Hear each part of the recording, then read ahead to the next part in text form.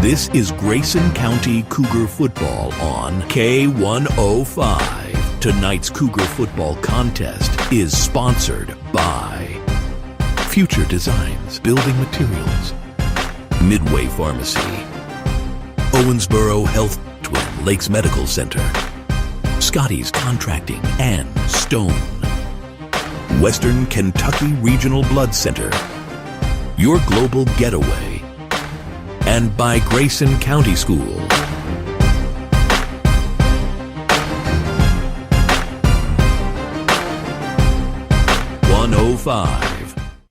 On Friday nights in Kentucky, the lights don't just shine, they tell stories. Tonight, Cougar Stadium opens its gates for the first time in 2025. The tobacco stick is safe at home, but a new challenge has arrived. For the first time ever, the Cougars face Anderson County. Two schools with no history, about to write their first chapter. One side seeking momentum, the other searching for redemption. Under these lights, past records mean nothing. This is a new opponent, a new opportunity. This is Cougar football. And a good evening and welcome inside the broadcast booth for tonight's coverage of Cougar football on K105. Alongside the former Cougar offensive lineman John Decker, I'm Sam Gormley. And John, last week, you had the Tobacco Bowl. It's easy to get fired up when you're playing Anderson County. Tonight, you get somebody that you really know nothing about, which can bring a different challenge for both sides. It can. It's the unexpected. You don't know what to do except what film you got off of one game. But tonight, we'll see what happens. Grayson County struggled against these kind of opponents. Last year, you think this is similar to a Marshall County. In the last 2 years, John, what happened in both those games? Really close games, and they didn't turn out in our favor. And there haven't been many in the last 2 years that haven't turned out in the Orange and Blues' favor. This is the Locker Room Show brought to you by our friends at Hometown Hangout. Appreciate you taking the time to join into tonight's coverage. Let's dive in to a little bit of this matchup.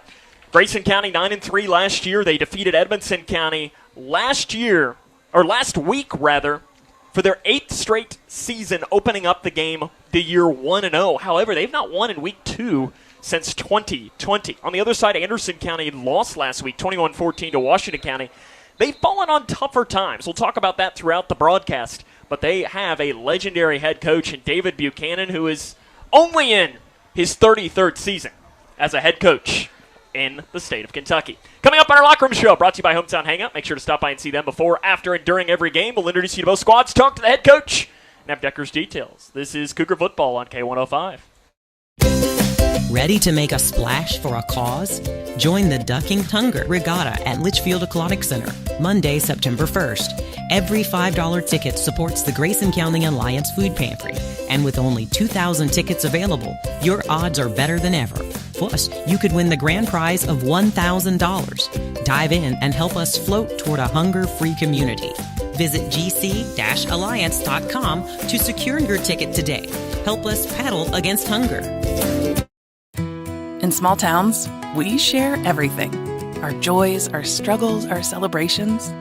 Today, Grayson County shares something special. The hospital where we were born, where we bring our families, where our neighbors care for us, is one of America's top 100 rural hospitals. This is our achievement. This is our hospital. This is home. Owensboro Health Twin Lakes Medical Center. Top 100 care, hometown heart. Measles cases are on the rise, but there's good news. The MMR vaccine is the safest way to protect yourself and your community from measles, mumps, and rubella. Measles isn't just a rash. It can lead to serious health issues like pneumonia and brain swelling, even in healthy kids. That's why doctors recommend 2 MMR doses for lifelong protection. And cost shouldn't be a barrier. Many vaccines are free, even without insurance. Call 855-598-2246 to find a provider near you. This message is paid for by Kentucky Voices for Health, the Kentucky Broadcasters Association, and this station. Struggling with mortgage debt from COVID? Team Kentucky can help. If you restructured your home loan and deferred payments to the end of your mortgage, you may qualify for up to $60,000 in assistance to pay off that debt. Help is also available for other COVID-related hardships if you meet income guidelines. Apply today at www.protectmykyhome.org. This ad is sponsored by Kentucky Housing Corporation, the Kentucky Broadcasters. Cougar football on K105. Welcome back here to the Locker Room Show brought to you by Hometown Hangout on K105. Sam and John with you. Grayson County welcoming a new opponent in Anderson County. First time these two squads have ever matched up on the football field. We mentioned Anderson County last week lost 21-14 to Washington County. It's a team that's fallen on harder times. They've struggled over the last 6, 7, 8 years, and this was over a stretch where they were really, really good from about 2010 to 2014. Won the regional championship in 2013, finished as the region runner-up in 2014. John, do you know the region runner-up, though, too? Who was that? That'd be the Fighting Cooper Jaguars. That's Yours what I truly figured. was sitting in the stands that day. Sorry, Anderson County fans that are tuned in.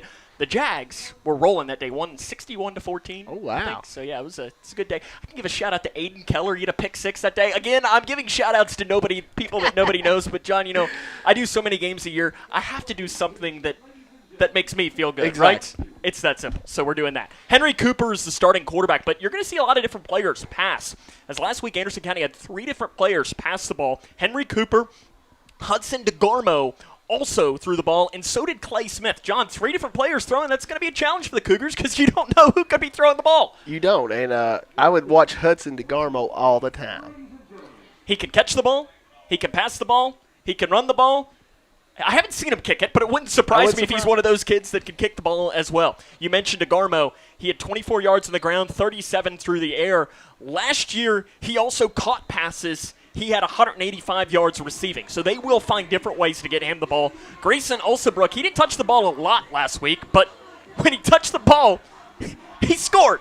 So he scored 2 touchdowns last week. Both of the 2 times he touched the ball, he ended up in points. And John, I might not be a football expert. That's your job on this broadcast. But if you touch the ball every single time and score every single time, it's probably a pretty good percentage. Yeah, you're doing something right.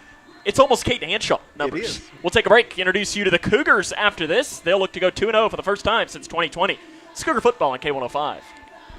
Are you looking for the best building materials in Leitchfield? Look no further than Future Designs Building Materials. The builder's choice on Quarry Road has everything you need to build your dream home. Jim writes, I'm so glad I came to Future Designs for my new roof. The staff was so helpful and knowledgeable, and they made sure I got the right materials for my needs. Thanks, Jim. Future Designs is more than just a building materials store. Future Designs Building Materials on Quarry Road in Leitchfield. FDBM.net. Building on experience. Okay, time to see if I got it.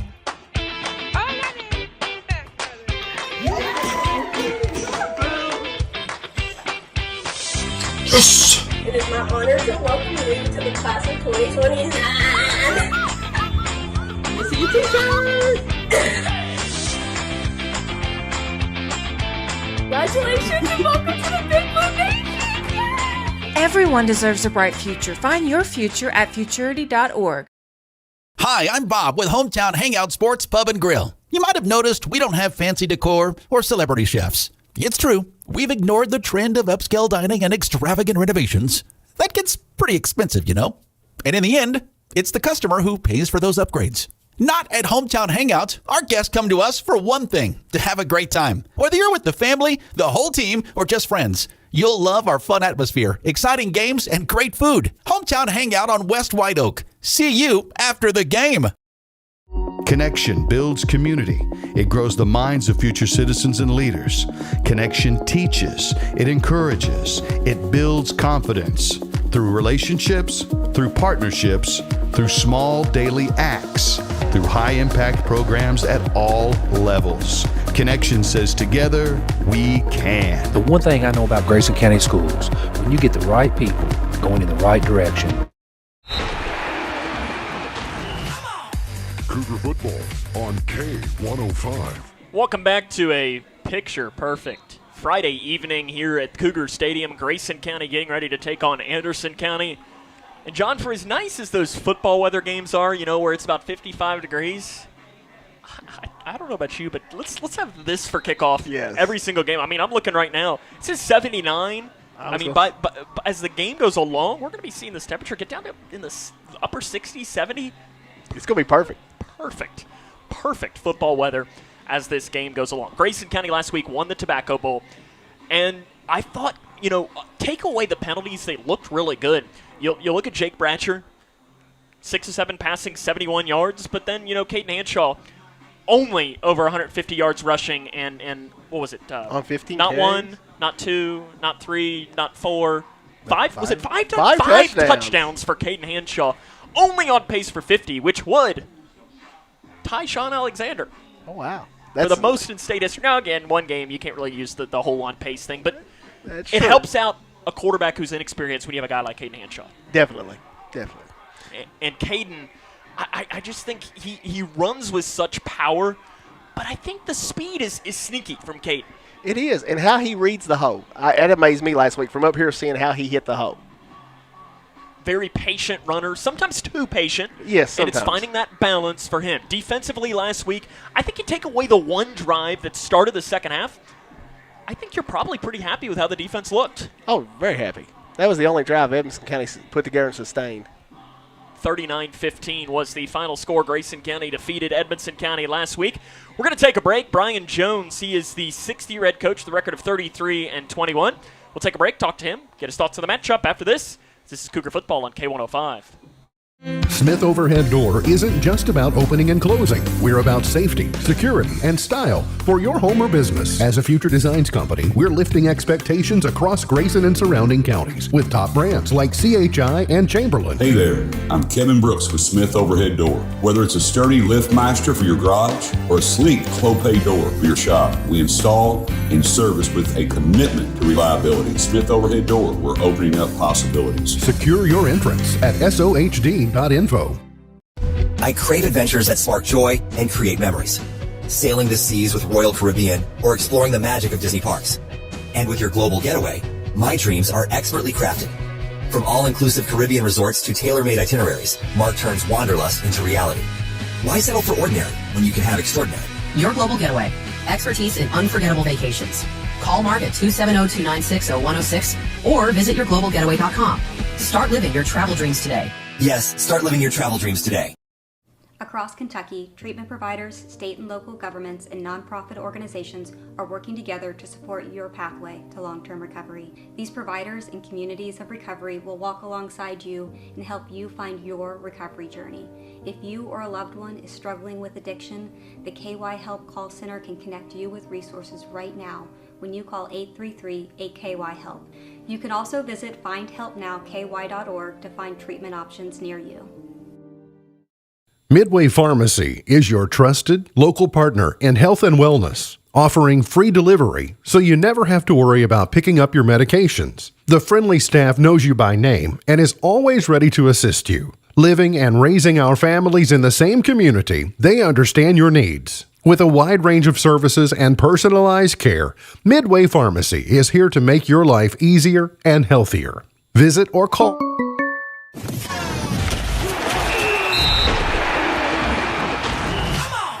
Cougar Football on.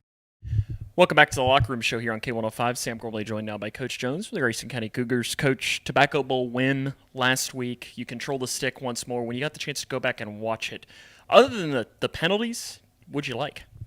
You know, I thought for the most part we controlled the line of scrimmage, executed a game plan.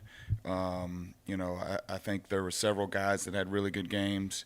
And, you know, I thought our kids fought hard, and it's always good to get out of there with a win. And I thought the kids, you know, enjoyed the experience and everything like that. So just a great way to start the season. What'd you not like? No penalties. You know, I think we've got several new starters. You know, that was their first game experience, so adrenaline's probably a little high.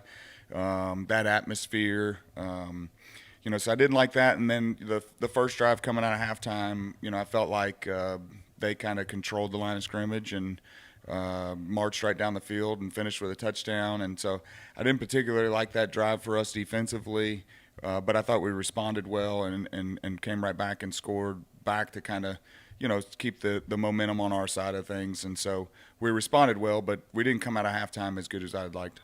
It's not often that I see a trick kickoff that you all got to do last week. I'm not trying to have you give away any strategy, but what does two kickers allow you to do? You know, I think it allows you to do some things like that and play with some things. I was fortunate enough early in my career over at Todd County, we had two kickers, two soccer kids. That's all they did was kick. That were really talented, quite like the two that we got now, even though both of them play other positions. And we experimented with some things back then. I like to onside kick it quite a bit. And I felt like having two guys out there, we made us kind of unpredictable. We could onside it either direction.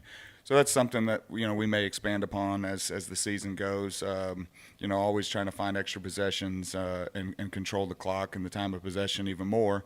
And if we can, you know, sneak an onside kick in there by doing something a little maybe uncharacteristic or not so normal as other teams by having two kickers, then I think that's something that takes away practice time for the other team. You know, that's something they've got to prepare for. And if they're preparing for our kickoff possibilities, then they're not preparing for our offense and defense. Ethan Mudd, I want to take a chance to talk about him because in year, I guess this is 6 for you as the head coach, there might only be one guy that could be classified as a more selfless player on the football field. That might be Mason Miller. And if you're in the same sentence, I know in your realm of Mason Miller on offense, that's pretty high standards for him. Why is Ethan like that? You know, I think he's just kind of been like that from day one. You know, just a guy that's been willing to play multiple positions for us as he's coming in. You know, he first got to us, he was a quarterback. Early on in his freshman year, we moved him to a running back. And, you know, we've been fortunate to have some talented running backs. And so he primarily became a defensive guy for a couple of years and then has found his way back on the offensive side of things the last 2 years. And, you know, and I think he's just somebody that loves to compete, likes, you know, loves the game and the contact and the physicality. And he's somebody that I would, you know, describe as a football player, not somebody that just plays football. But, you know, he's like that in so many aspects of his life. You know, just a selfless guy, works multiple jobs. You know, tries to kind of help out at home with his mom and different things like that. And so, you know, I think it's just a testament to his mom, really, and how she's raised him to be that kind of character of a young man. And, you know, and I've heard nothing but great things from him in his work life, you know, outside of here. Good student, you know, somebody that just kind of keeps to himself and keeps his head down and goes to work. And to me, that is some characteristics that make a great fullback. You know, this day and age when everybody's spreading it out and doing different things, you know, to be able to get in there and know that, you know, you may only get 2, 3, half a dozen touches a game from the fullback spot, but to still play extremely hard, you know, that's the kind of players you want on your team. One of the things that has improved in my eyes the most over the last, I guess, 3 years or so is the pregame atmosphere for your team. You've got the tailgate, you've got the Cougar Walk. I know the tailgate is even expanding even further this year. As a head coach, what's that like? You know, I think it's just awesome and speaks volumes of our community and the support that we have for these players, you know, our parents, you know, to get out here and really enjoy Friday Night Lights. You know, it's not every community in America that does that by any means. And so, you know, I think probably our kids don't even realize, you know, what they're actually experiencing and won't until they get older and get outside of Grayson County and realize, wow, you know, that we really were in a special place and at a special time. And, you know, but I think our kids feed off that. When we go walking, you know, down the road here and come through that crowd, I think you see the excitement and the energy level just spike in our kids. And, you know, I think it's made us really tough to play here at home. What do you see from Anderson County? Well, I guess you know, there's something in the water over there because they're absolutely gigantic. They're very big, very physical, you know, strong. And I don't know much about the Anderson County community, but, you know, to me it's, you know, great big old corn-fed farm boys is what they look like. So we're going to have to be very technically sound. You know, I'm not sure that we're going to outmuscle them and those kind of things. So, you know, we're going to have to use great technique and be really fundamentally sound as far as staying low and driving, playing whistle to whistle, taking care of the football, and really extending drives. And eating up clock. But, you know, for once, in a very rare instance, I think that we might be the more athletic team. And so that may be something that we can use to our advantage as well. Week 2 has been a thorn in your side over the last couple of seasons for different things. COVID in there, a tough game, late night at Barron County. I think 3 a.m. when it kicked off or something like that. It at least felt like it. But there's been some things in that. How do you make sure that thorn in the side goes away tonight and you pick up a win tonight? Well, we've actually spoke on the Marshall County game in particular a couple of times this week. I feel like we're on the verge of what some people in the football community would start to describe us as a program. That's a good program that consistently does good things. And, we've spoke on that we've got to win these games to be mentioned with that kind of terminology of being a good program. In the last 2 years, we've dropped the ball because I feel like push comes to shove, 99 out of 100 times, we're the better team when it comes to the Marshall County game. And we've made it further in the playoffs. We've won more games. But they've had our number. And in a lot of ways, this team is very Marshall County-like, big and strong and physical. And so we've talked about, how this team, has the ability to really establish us as a program, but this is what we call a program game. Games you got to win in order to be noticed as a program in the state of Kentucky. And I think we're right on the cusp, but we've got to win some of these games, where we're a non-district playing a team that's probably similar to us in a lot of ways, but, a game that we should win, in my opinion. And so we've just got to come out and play 48 minutes. And I felt like the last 2 years against Marshall County, we probably played 24 minutes, dug ourselves a little bit of a hole or, had a bad start, the first year here. The second half, we controlled it from start to finish. Down there, kind of similar. They jumped out on us a little bit, not nearly as big a lead, and then we didn't finish with some touchdowns and, missed a couple field goals. And so we got to finish drives and do all those little things right. But I really like this group and where their head's at, and hopefully tonight they prove themselves of being a team that's on the verge of being a great program. I'm just glad it's not 150 degrees like Marshall County last year. Good luck, Coach. More comes up on the Locker Room Show, brought to you by Hometown Hangout after this. Everyone has a ritual, that small thing that keeps us focused. A habit we never skip to clear our minds and elevate our performance. But what do you do to keep your head in the game, to drown out that self-doubt and support your mental health? Because being your best isn't just about taking care of your body. It's about taking care of your mind and your mental health. Discover the resources that you need to keep your mind focused and your mental health a priority. Emma, did you hear? Todd's in the hospital. Who's Todd? He got a collapsed lung from vaping. He thought it was cool. Not cool. Promise you won't vape, Emma. It can lead to a lifelong addiction, and we can't be friends if your lungs collapse. Bogus. Wacky sitcom teens aren't the best people to talk to your kid about vaping. Hey, you got a minute? You are. Start the conversation with your child about vaping today. You complete me. Together we're one. I never want to be without you. Together's more fun. Together we're one.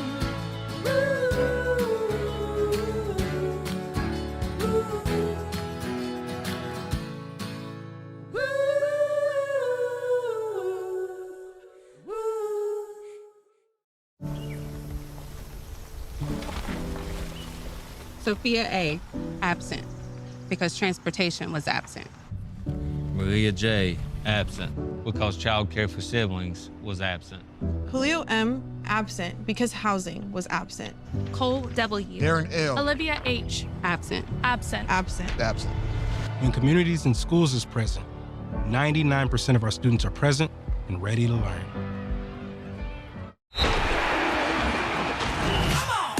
Cougar football on K105. Welcome back to Grayson County High School, where the Cougars and Bearcats of Anderson County are inching closer towards getting underway. It's time now for Decker's Details, the key to a Cougar victory.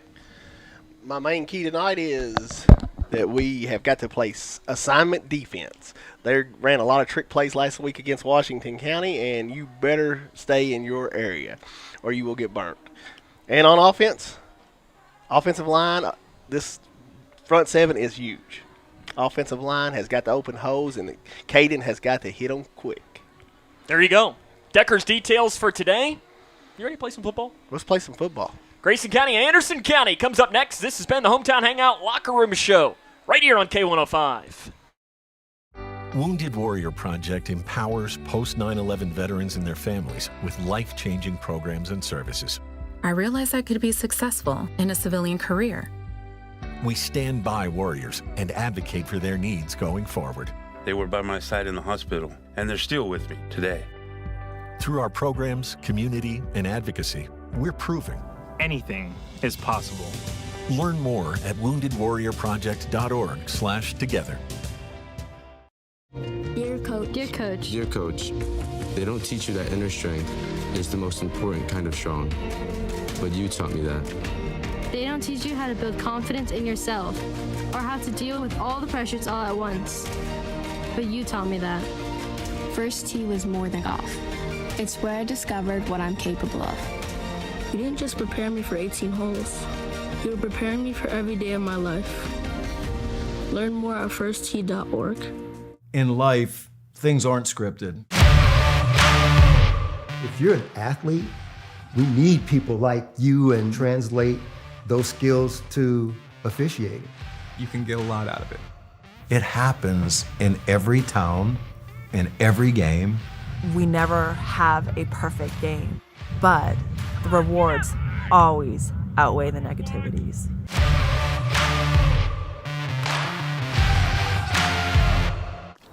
Love the hustle, Cliff. Who are you?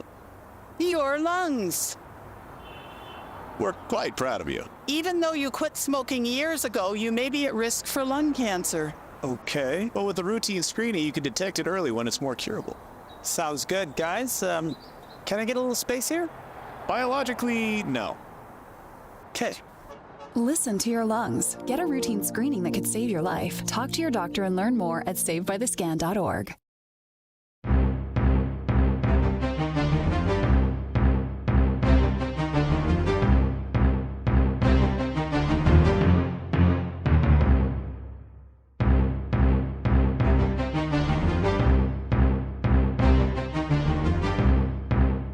This is Grayson County Cougar football on K105. Tonight's Cougar football contest is sponsored by Future Designs Building Materials, Midway Pharmacy, Owensboro Health Twin Lakes Medical Center, Scotty's Contracting, and Stone, Western Kentucky Regional Blood Center, Your Global Getaway, and by Grayson County School.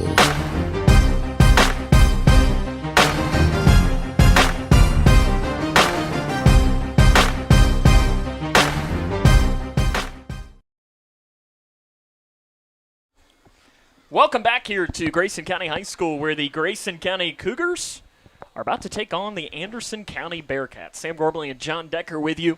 These two squads have never matched up in the history of the program. Unfamiliarity on both sides. And, John, I think unfamiliarity on both sides can be a good thing, but it also can be a bad thing. It can be. Especially because, for me, getting ready for a game like this is a little bit more challenging. It's easy to get ready for Edmonson County. How do you get ready for a game like this? You know, very limited film, so you just got to study the one game of film you have and kind of go off the stats past years to see what kind of offense and stuff they run, if it's pass or run offense.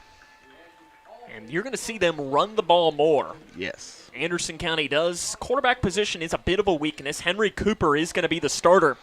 But they had 3 different players attempt to pass a week ago. I like the Cougar coaching staff down there.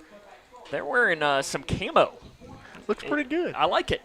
Brian Jones looking up, giving a thumbs up to everyone. And the team is still getting their final talk in the locker room right now. What were those moments like right in the locker room before the game got started? Just getting focused, getting your head right, and then come out with just ready to go, wide open.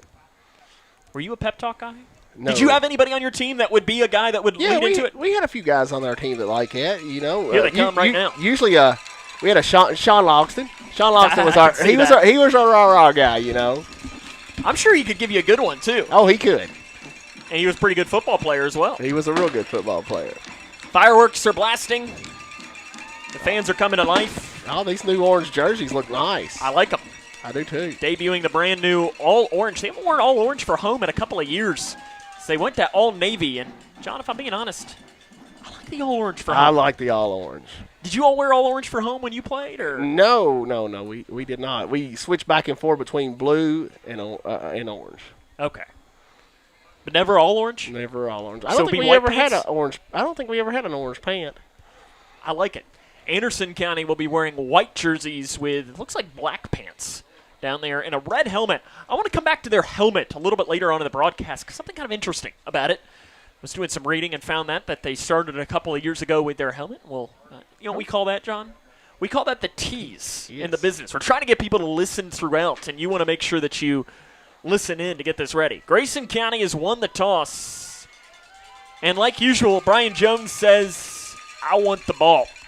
So Cougars will start with the football. Appreciate you taking the time to join us here today.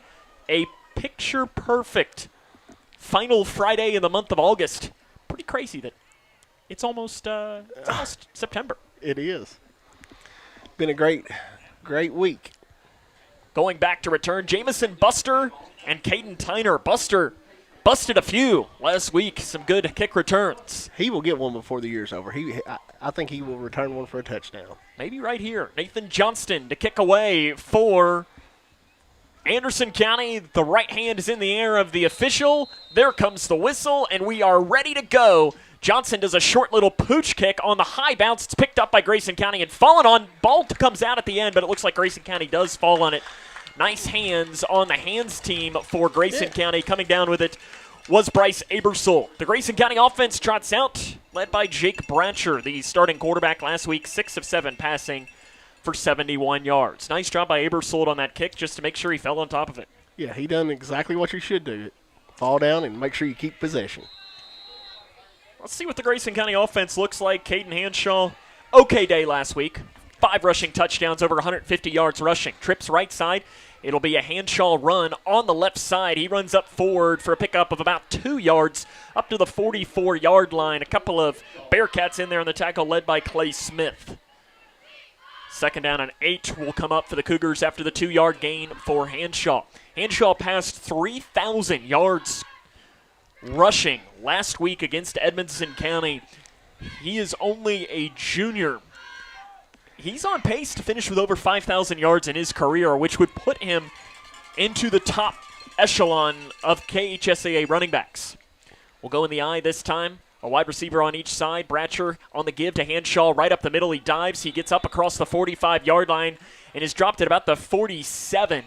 Give Hanshaw about 3 yards running into the massive defensive line of the Bearcats. The Bearcats are huge up front. They've probably got the biggest front 7 we'll see other than Bowling Green this year, I would think. Correct. They are huge size-wise. And, John, you played against probably some guys that are bigger than you. Just because they're bigger than you doesn't mean you can't overpower them. Oh, no. You just got to block the right way, get the right angles, and you'll be all right. 3rd and 5 for Grayson County from their own 47-yard line. Toss play to Hanshaw up that high side of the field. He hits the 50-yard line. He's dropped, but not before his forward progress carries him down to the 48-yard line. That should be enough to move the chains for a 1st down, Grayson County. Give Hanshaw 5 yards on the gain. 1st down and 10 will come up for the Cougars. Caden Hanshaw touched the ball 3 times on 3 plays. I'd say that would be the theme of the night. They're probably going to tell Anderson County, stop him. Exactly. Bratcher goes under center. Ball placed on the Anderson 48-yard line, far hash. Bratcher on the give, gives it up the middle to Mudd on the fullback dive. Mudd is wrapped up. He gets his forward progress down to the 45-yard line. Be a gain of about 3. He was immediately slung backwards. Looked like, though, they are going to give him that 45 to give him a gain of 3 yards. Tonight's broadcast is brought to you by our good friend, Doodah Hudson State Farm. Remember, like a good neighbor, Doodah is there. 2nd down and 7 will come up for Grayson. Cougars really pushing the ball down the throat of Anderson County to open up. They are. They're saying, hey, size doesn't matter. Trips down to the near side of the field, including Caden Tyner. Bratcher in the gun. Anderson County shows blitz. And a little too aggressive on the blitz. Offside going to be whistled. Looked like That was going to be Alsabrook, who got a little bit too excited on that. He did. He was coming on that blitz, and he got a little excited. Well, now they're discussing it. To me, it was offside. Oh, yeah. He was in the neutral zone. And if Grayson moved, it should be a neutral zone infraction. No, they're going to call a false start. Oh, John, I can't believe Brian Jones is going to be very happy about that call. The headset comes off of Brian Jones. I didn't see it. Doesn't mean it didn't happen, but no. To me, it looked like a pretty obvious neutral zone infraction. Alas, it's a loss of 5. Second down and 12 now from the 50. But hey, they had those issues last week, didn't let them affect them. No. 9-10 remaining first quarter, no score between Grayson County and Anderson County. It's the opening drive of the ball game. 2 wide receivers on each side. Man in motion from the high side to the near side is Abersold. Running out near side comes Bratcher looking to pass. He dumps it off to Abersold in the flat. He catches it at the 44-yard line, spins out of a tackle, and carries it down to about the 42. Braxton Mackey in on the tackle for Anderson County, but a nice catch and run for Abersold. He'll get it down to the 42-yard line, gain of 8. That was a nice catch and run, but it was all set up by a great Maddox Anderson block. Maddox has really turned out to be an excellent offensive lineman. I don't know that he has the interest of playing at the next level, but it would not surprise me if he does as this goes along. Bryce Abersold on the catch, gain of 8. Bring up 3rd down and 4 for Grayson County, placed on the Anderson 42-yard line.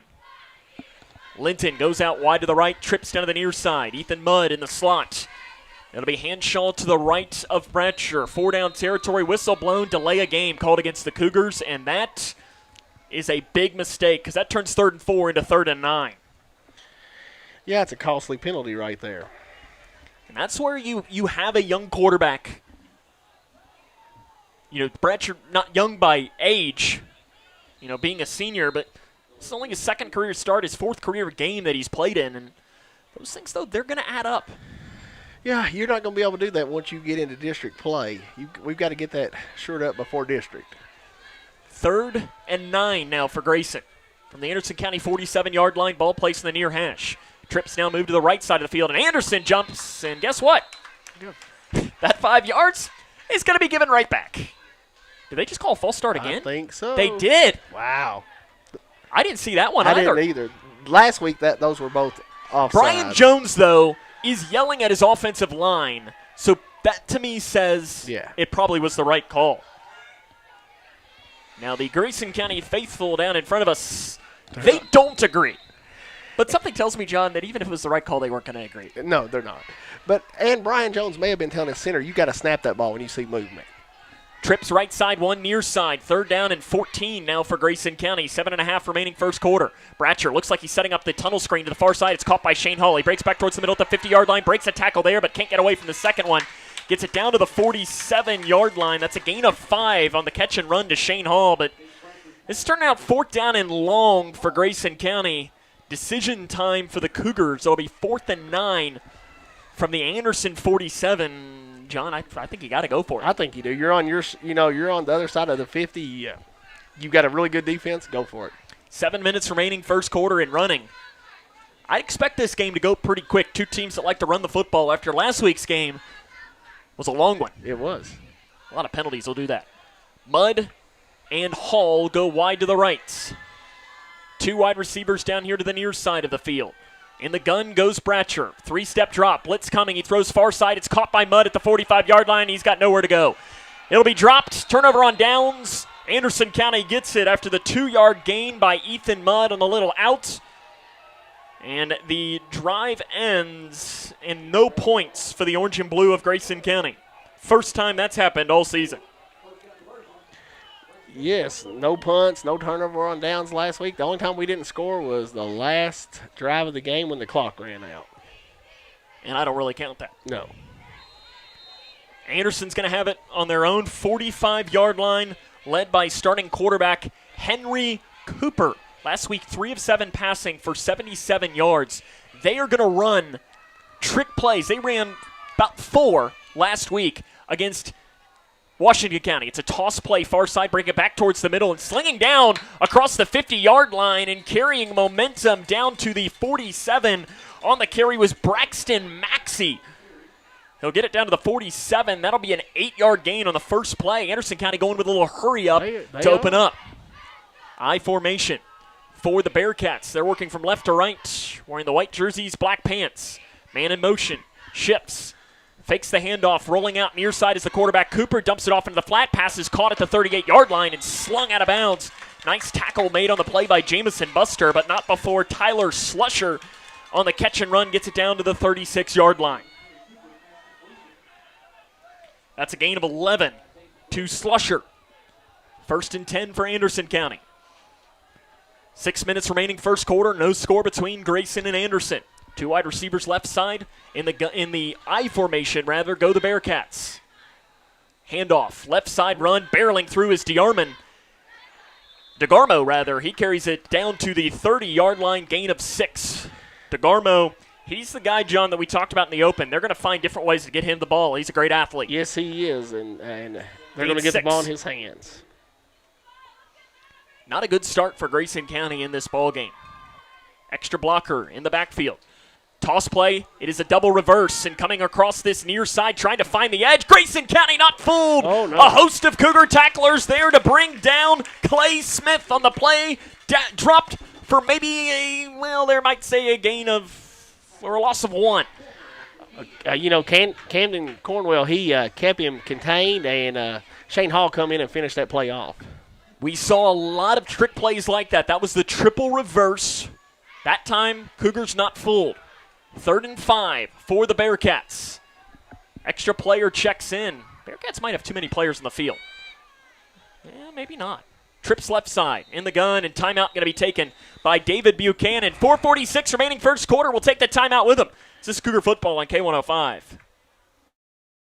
Midway Pharmacy is your trusted local partner in health and wellness, offering free delivery so you never have to worry about picking up your medications. The friendly staff knows you by name and is always ready to assist you. Living and raising our families in the same community, they understand your needs. With a wide range of services and personalized care, Midway Pharmacy is here to make your life easier and healthier. Visit or call any countywide location today of Midway Pharmacy. Ready to make a splash for a cause? Join the Ducking Tunger Regatta at Leitchfield Aquatic Center, Monday, September 1st. Every $5 ticket supports the Grayson County Alliance Food Pantry. And with only 2,000 tickets... They don't take the full 1-minute timeout. Instead, we're back. 3rd down and 5. Trips left side, 1 near side. Rolling out far side of the field is the quarterback, Cooper. He's looking. Still doesn't have anyone to throw for. Now he's going to scramble, and he's going to throw to the sideline, and it is incomplete. Welcome back to our radio audience. Apologize for that. Anderson County, they only took about a 40-second timeout instead of the full minute. So we were a little rushed to get back. It's an incomplete pass, though, and John, great coverage by Grayson County and great pursuit. Yes, it was. He had plenty of time, but there was no one open. 4th down and 5. Anderson's going to keep the ball on the field. Place the Grayson County 31-yard line, and, really, you're in no man's land. Yeah, you got to go for it here. You'd be on a 49-yard field goal, and you haven't attempted a field goal in 4 years. Cooper to pass, steps up over the middle, pass is complete, stopped! Grayson County stops Maxey as soon as he caught it. First man in there was Caden Hanshaw. Turnover on downs, no gain on the pass completion. You couldn't ask for much better coverage. Hanshaw was right there all over top of it, and he just made a good tackle. Taylor Decker likes to say when a turnover happens, and I know by definition they might have not turned the ball over on that, but a turnover on downs, it's the same thing as a fumble in some instances. Yeah. Your defense turns into the firefighters. They put the fire out. Let's see if the offense can maybe start another fire, but a good one this time.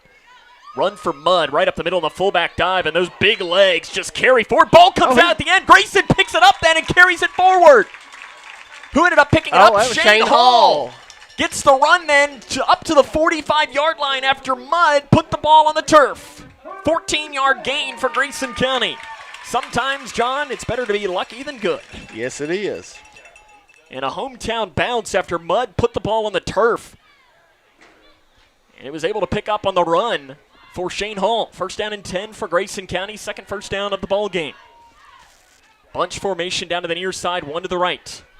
Ball placed in the near hash from their own 45-yard line. Bratcher setting up the screen, caught by Hall at the 45-yard line. He goes up to the 50, and he's slung down as he crosses the 50-yard line down to about the 49. Give Hall about 6 yards on the 6 yards, correct. 2nd and 4 will come up for the Grayson County Cougars. I like a big play right off the bat for Grayson County because you're starting to see the momentum flip after Anderson County had gotten it after an early turnover on downs. 2nd and 4 for the Cougars. I formation, Bratcher under center.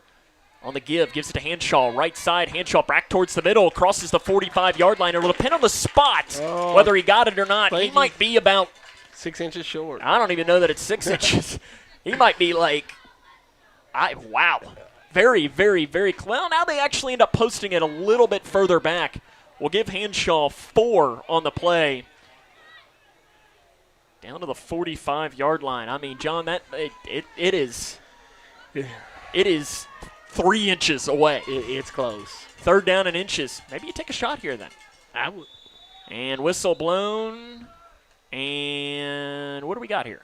I'm not sure. Do you see a flag? Offside. Called okay. against Anderson County. And, well, I guess that There's works too. one I didn't see. I didn't even see the flag come I didn't either. I just saw the. There it is. Okay. We were blocked by Tristan Brooks. He was standing on the sideline, and Tristan's a large target down there, and we couldn't see through him. That's a 5-yard penalty. Ball will head back towards Grayson. No score between the Cougars and the Bearcats of Anderson County. 2 minutes, 47 seconds remaining in this opening quarter of play. And that was a free first down. We'll take it. Got pretty much 2 free first downs in this drive with the fumble bouncing into your hands. Bratcher under center. Calls for a man in motion. It's Tyner. And a couple of players moving, and that's every penalty flag on the field. And a legal shift called against Grayson County. Cougars had 2 players moving at the same time, and luckily you don't have to give that first down back, but Cougars are shooting themselves in their foot early on this in this game, similar to what they were doing last week. Yeah, last week Coach Jones took a timeout, calmed them down, and it may not be a bad idea to do today. Yeah. Just to say, hey, what the heck are we doing? Exactly. Because, listen, you did that last week, and what happened? Hey, it turned 2 or 3 plays later was a touchdown. We scored, that's right. So sometimes you just need to be calmed down. But again, Brian Jones is probably saying, shouldn't have to take a timeout every single time to fix those issues. No. These are not young players making these mistakes. These are experienced players. Bratcher fakes the handoff to Hanshaw. Play action, looking to pass. He floats it up. Ethan Mudd catches it at the original line of scrimmage, and he is blasted as his helmet goes flying off on the hit. Whistle blown, and hopefully Ethan is okay. I hope so. He got hit so hard, his helmet went flying about 2 or 3 yards. It was a clean hit. It was. It was just a big hit. But he's got to come off for one play after that. So 4 yards on the gain. I think Ethan, he's reaching up there. Yeah, got all those teeth. Yep, I'm good. And probably trainer Scott will take a look at him. Yep, I see Scott. Yep, you okay, Ethan? And I'm sure knowing Ethan, yeah I'm good. Even if he wasn't, I'm good. He's going to put that helmet back on and tell Scott he's good. Yep, Scott's going to talk to him right now, probably just to make sure. Yep, they're talking it over on the sideline. It'll be 2nd and 11, about 90 seconds remaining here in this quarter, but Brian Jones wants a timeout, and he's hot right now on the sideline yelling at the side judge. And I think that they were upset because they didn't reset the clock, is what Jones was wanting. Yeah. He's yelling at the white hat right now. Was he doing the – He was doing the hand up to reset the play clock. So, yeah, that's what he's mad about right now. Probably saying because he had a player that had his helmet come off. That had to come out of the game. They should have reset the play clock. But now that there has been a timeout taken, I believe Ethan Mudd can come in for this play. I do, John, we want to make sure that we give a shout-out. We have a special listener, viewer watching today, right? Yes, we do. I'd like to give a big shout-out to my nephew, Noah. He's celebrating his first birthday, and he is watching us, I'm sure, tonight from Norton Children's Hospital. So, happy birthday, Noah. And, of course, his dad is former Cougar quarterback Hunter Felty. And his fiancée as well. His mom is Michaela Hack, my niece, and she's a former Grayson County cheerleader. So there you go. You got a cheerleader and a quarterback and Noah. And a special little boy. He is. Strong little boy for sure. Yes, he is. Happy birthday, Noah. We appreciate you watching, and We're looking forward to seeing you at a game here real soon. Yes, hopefully. Hopefully before the end of the season. 2nd and 11 out of the timeouts. 1:36 remaining here in this first quarter. 2nd and 11. Placed from the Anderson 41-yard line. Bratcher in the gun. Hanshaw to his left. Trips near side. Not a great snap. It's a toss play to Hanshaw. He's trying to break a tackle in the backfield, and he's not going to get out of it, but his momentum is going to carry him forward down to the 40-yard line. I'll tell you what, Caden Hanshaw looked like he was going to be dropped for a loss of about 2, and he somehow gets 1. That was just pure determination, turning them legs. 3rd and 10. 1:15 remaining here in this first quarter. What are you calling? You know, we've ran that little tunnel screen a couple times. I'd like to see Jake pull one, though. Let's run the option and just pull one.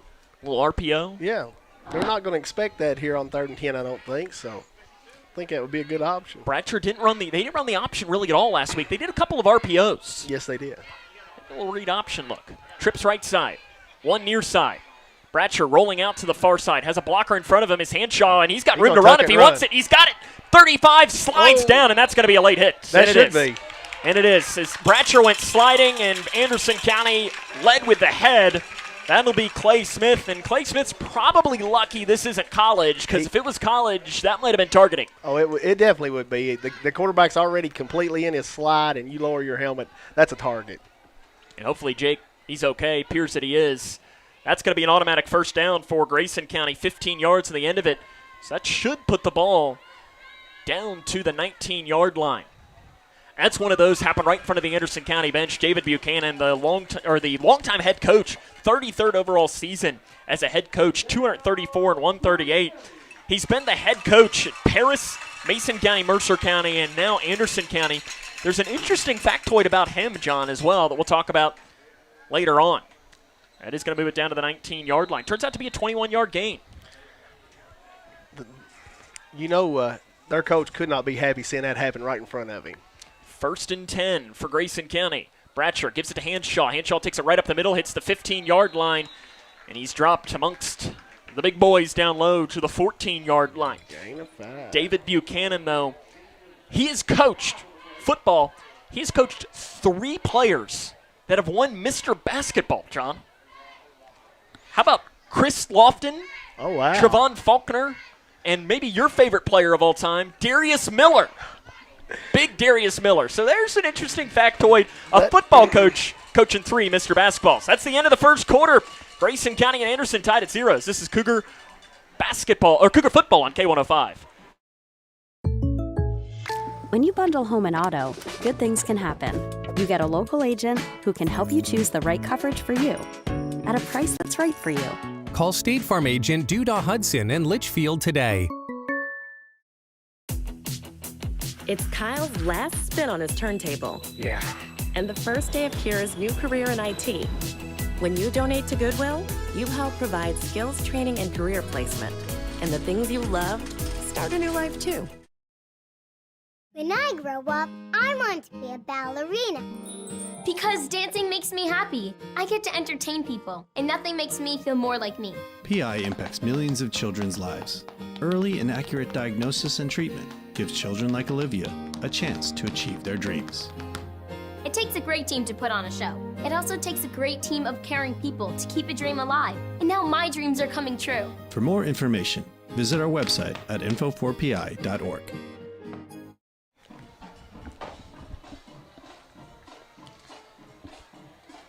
Tied at 0 as we start the second quarter here from Grayson County High School. And, John, I think this first quarter pretty much went exactly how I expected. Rock fight. It is. Maybe the first one to score wins tonight at the rate we're going. Well, luckily for Grayson, they're knocking on the door. They're in the red zone. 2nd down, and we're going to say about 5 from the 14-yard line for Grayson. Hanshaw, run right side. He hits the 10-yard line, breaks a tackle, 5, touchdown, Grayson County. Caden Hanshaw says, hey, I've had enough of this 0-0 score. Cougs take the lead first. Oh, that hole opened up, and he had that hole right side. He could just walk in the end zone. Hanshaw's 6th rushing touchdown of the season. With 11:54 remaining in this first half of play, Cougs take a 6-0 advantage. Lane Beasley will get the first chance at kicking here. Beasley was 2 of 3 on attempts last week. The holder is going to be Eli Johnston. Beasley, as a sophomore, was 26 of 37, had the torn ACL. Not a great snap. Johnston does a good job putting it through. It wasn't very long, but it goes through. Doesn't matter how it looks as long as it splits the upright. 7-0, Cougs on top, 11:54 remaining first half. Cougar football on K105. Are you looking for the best building materials in Leitchfield? Look no further than Future Designs Building Materials. The builder's choice on Quarry Road has everything you need to build your dream home. Jim writes, "I'm so glad I came to Future Designs for my new roof. The staff was so helpful and knowledgeable, and they made sure I got the right materials for my needs. Thanks, Jim." Future Designs is more than just a building materials store. Future Designs Building Materials on Quarry Road in Leitchfield. FDBM.net. Building on experience. Okay, time to see if I got it.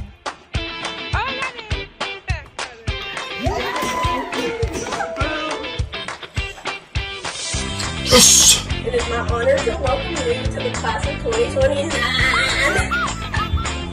See you, t-shirt!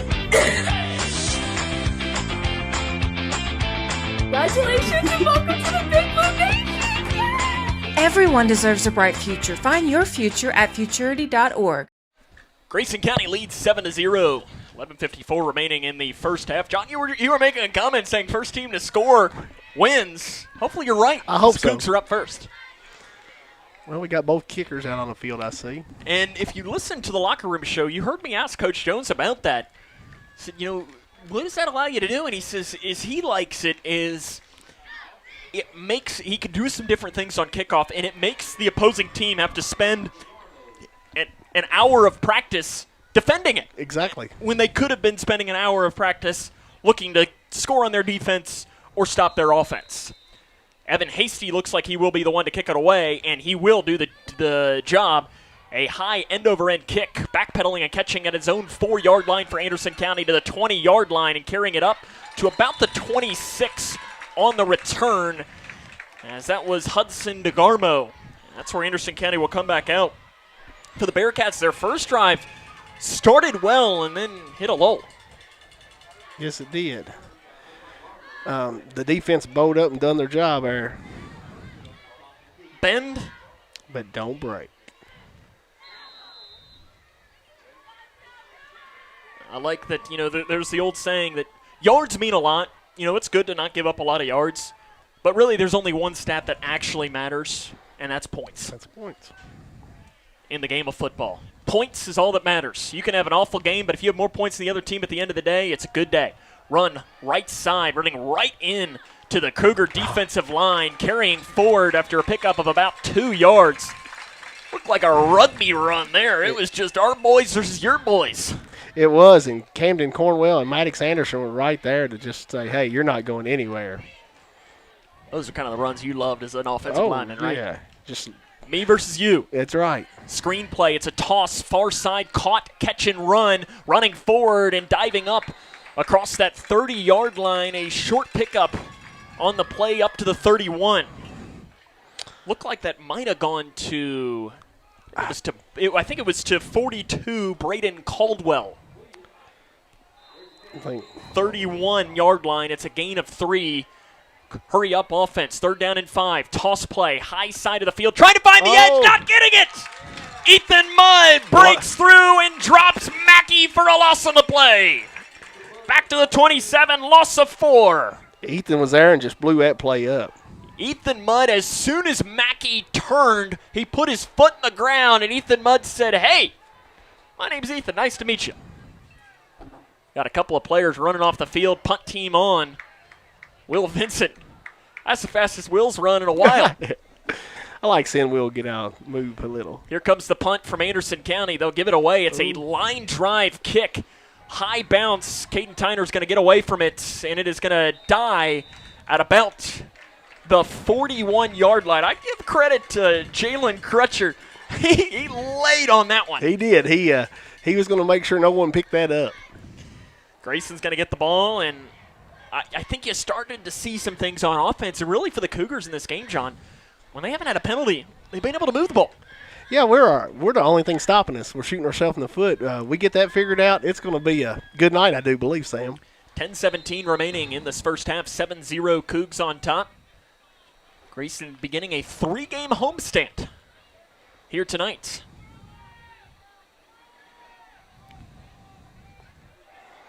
We got the power eye for Grayson County, an extra blocker in the backfield.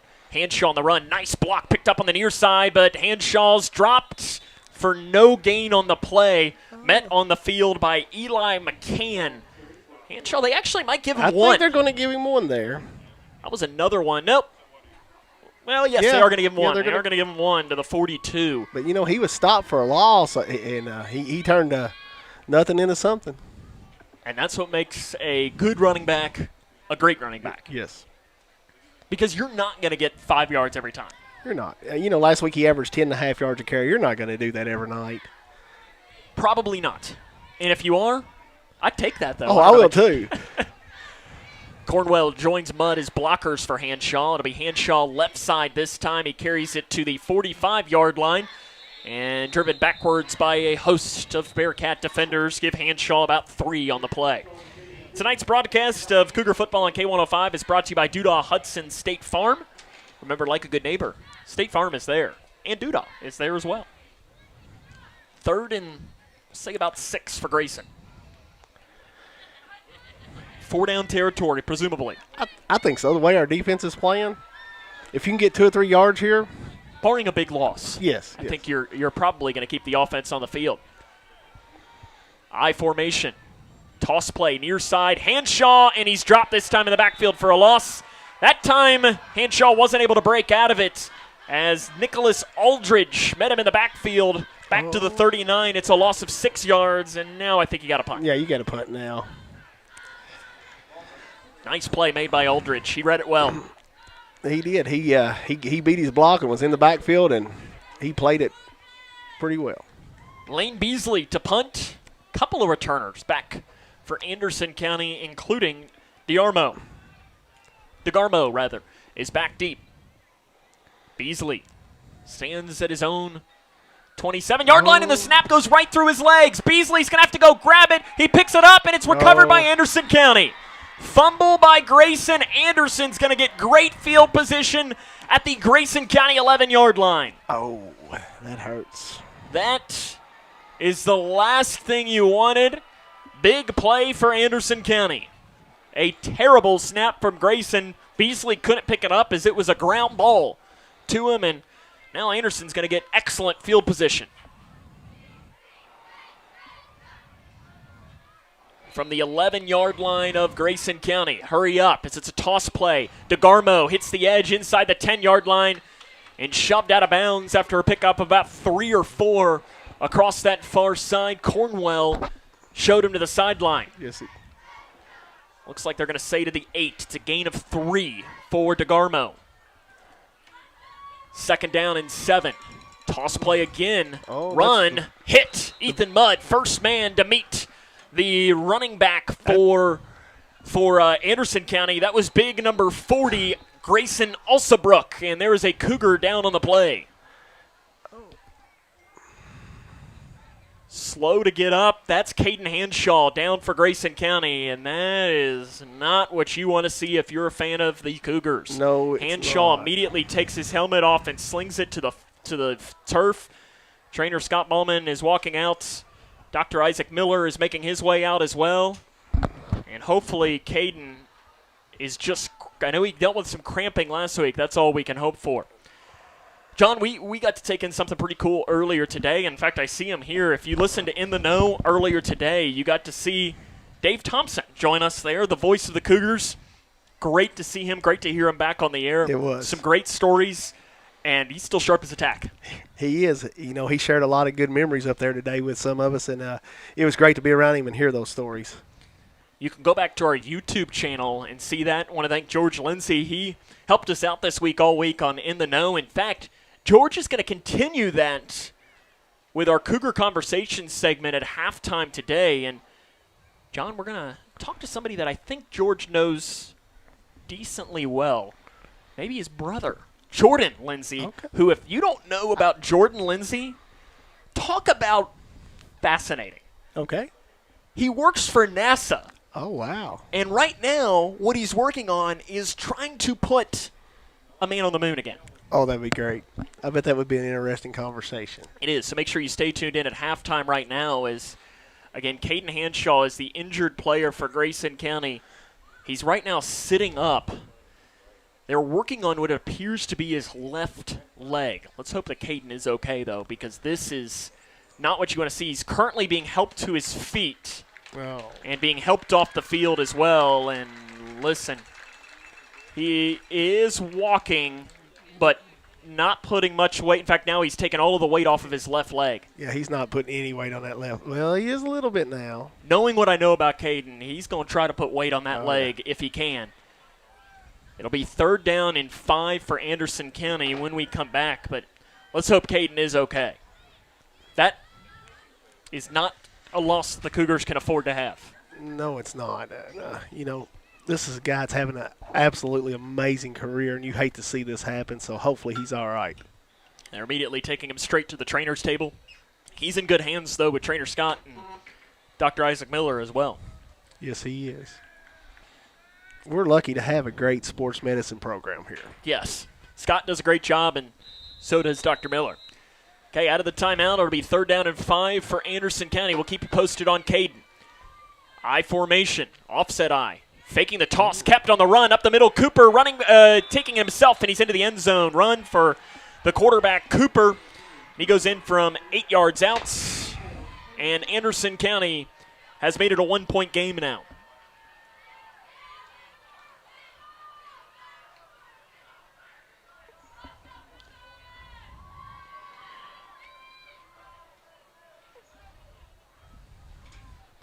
Here comes the extra point attempt for Anderson County. It'll be done by Nathan Johnson.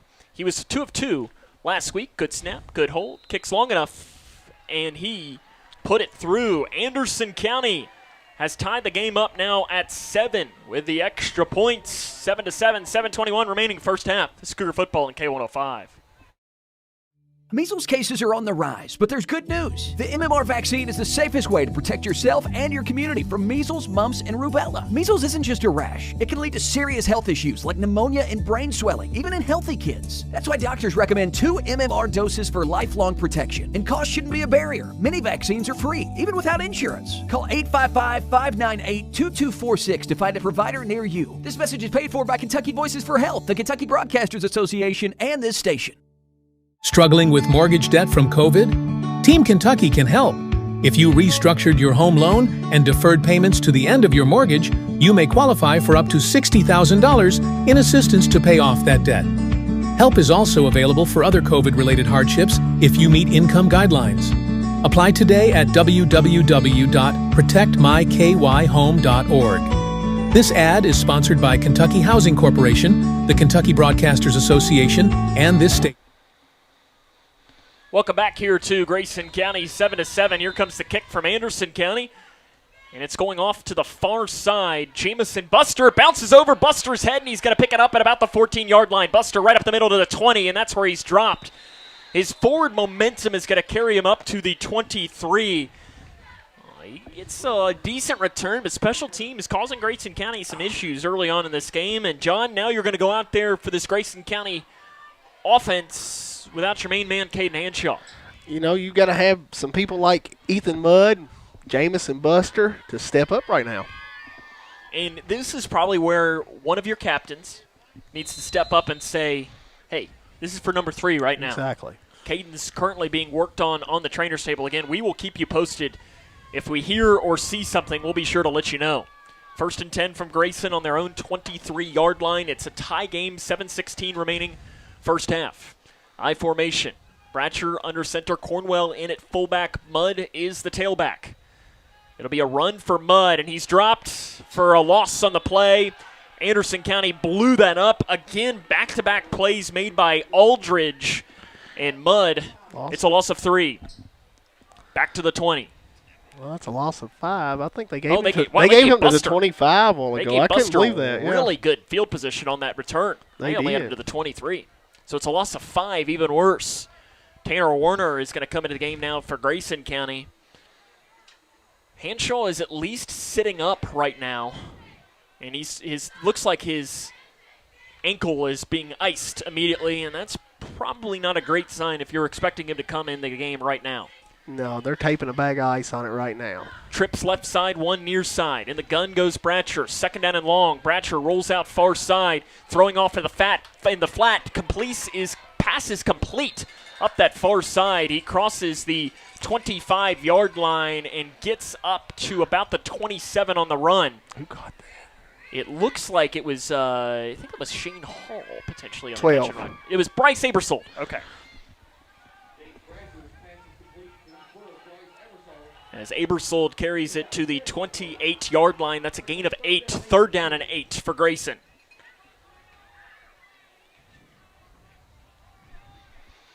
See what the Cougars draw up here. You got a lot that you can call. Warner is the running back to the right of Bratcher. Bratcher rolls out near side. Blitz coming, and Bratcher throws, and it is incomplete. Intended on the play, looking for Abersold. Abersold couldn't catch up to it. Bratcher had a man charging in on him, and the Cougars will be forced to punt. Yeah, Jake just had to get rid of that there, and he threw it up and gave Abersold a little chance, and not much of one. 5:35 remaining here in this first half of play. We're tied at 7. I don't really like how this is going right now for the orange and blue. No, you're going to have to go back to the drawing board and, because a big chunk of our offense is laying over here on the trainer's table, so you got to go back and adjust. Good snap this time. Beasley gets it away. It's a high punt, and it's going to be fair caught at the 44-yard line by the Bearcats. They're going to have pretty good field position to start this drive. Last time it only took them 2 plays, but they started at the 11. Other than that, though, the defense has been pretty good for Grayson. Yeah, they have. You can't give that short of a field, that's for sure. Let's see where they will place it on the Anderson County 44-yard line. We're tied at 7 here in this ball game. Cooper is the quarterback. A couple of blockers back there for the Bearcats. Run up the middle. Full head of steam. Barreling forward. Crossing the 50-yard line. Getting down to the 45. The big-time run on the play. Fired out of a cannon was Aiden Edwards. Lane Beasley may have saved a touchdown. Going low and taking the ankles out. It's a big gain down to the 43-yard line. Or 44-yard line, rather. So from 144 to the other 44, that's 12 yards. 1st and 10. They're going to stick with the same formation. You don't only lose Hanshaw on the offensive side, you lose him on the defensive side. DeGarmo on the run, turns back upfield. Camden Cornwell drops him on the play and shoves him backwards. Nice play made by one of Caden's best friends in Camden. Oh, he was right there and just closed that hole up quick. 1 yard on the run for DeGarmo. Nice play made by Camden.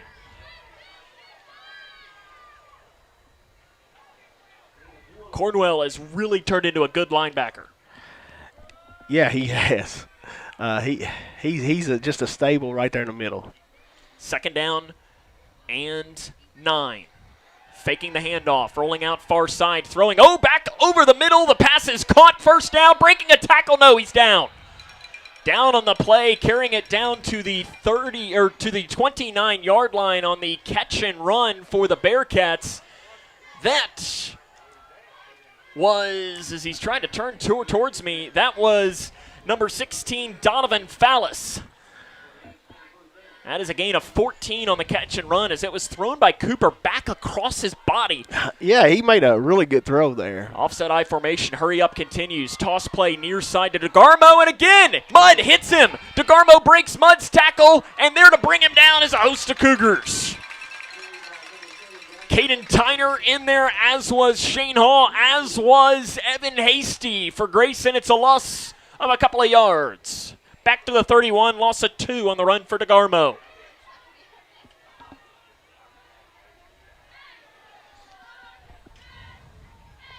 Second down and long. Again, Caden Hanshaw, the Cougars' leading rusher and leading returning tackler, currently being looked at on the trainer's table, and he's got ice on his left ankle. 2nd and long for Anderson County. 7-7, 3:15 remaining in the first half. Toss play, it's a pass, looking to throw on the halfback pass. It is DeGarmo throwing off on the far side for a pickup of about 7 yards. Immediately being shoved into the Anderson County sideline was, I believe, that was to Mackey. Yes, I think so. And there was that play, but, we did stay. Our guys were where they needed to be. They kept their assignments. We saw a lot of those halfback passes. And there is a penalty on the play on Anderson County. I see them pointing towards the Bearcats. I didn't see what it was, though. Well, let's see. I don't really know. Where are they placing this? They're going to move it back to the 36. So that would be a 5-yard penalty if it was from the original line of scrimmage. So maybe false start, illegal formation or something. I'd say it was an illegal formation more than likely. Now you got some confusion happening on the Bearcats sideline here. 2nd and long for the Bearcats. Trips right side, one near side. In the gun goes the quarterback, Cooper. Cooper rolls out high side of the field, looking to pass, throwing off in the flat. It is Fallis. He caught it, and as he was going out of bounds, the ball popped out, and I think they called that an incomplete pass. I think so, Sam. He never had possession. And he did not. 36-yard line, 3rd down and long. 2:45 remaining here in this first half, 7-7 between Grayson and Anderson.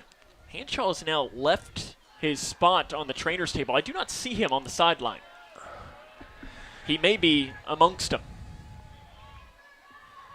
3rd down and long. Cooper to pass. Looks like he's trying to set up a screen, and he does. What a catch made by Mackey. He catches it at the 40-yard line, spins across the 35, gets down to the 30. What a play made by Will Vincent. Mackey. And then Vincent cleans it up, but what a catch by Mackey to turn something into nothing. It turns out to be a gain of 6 yards, 4th and 11.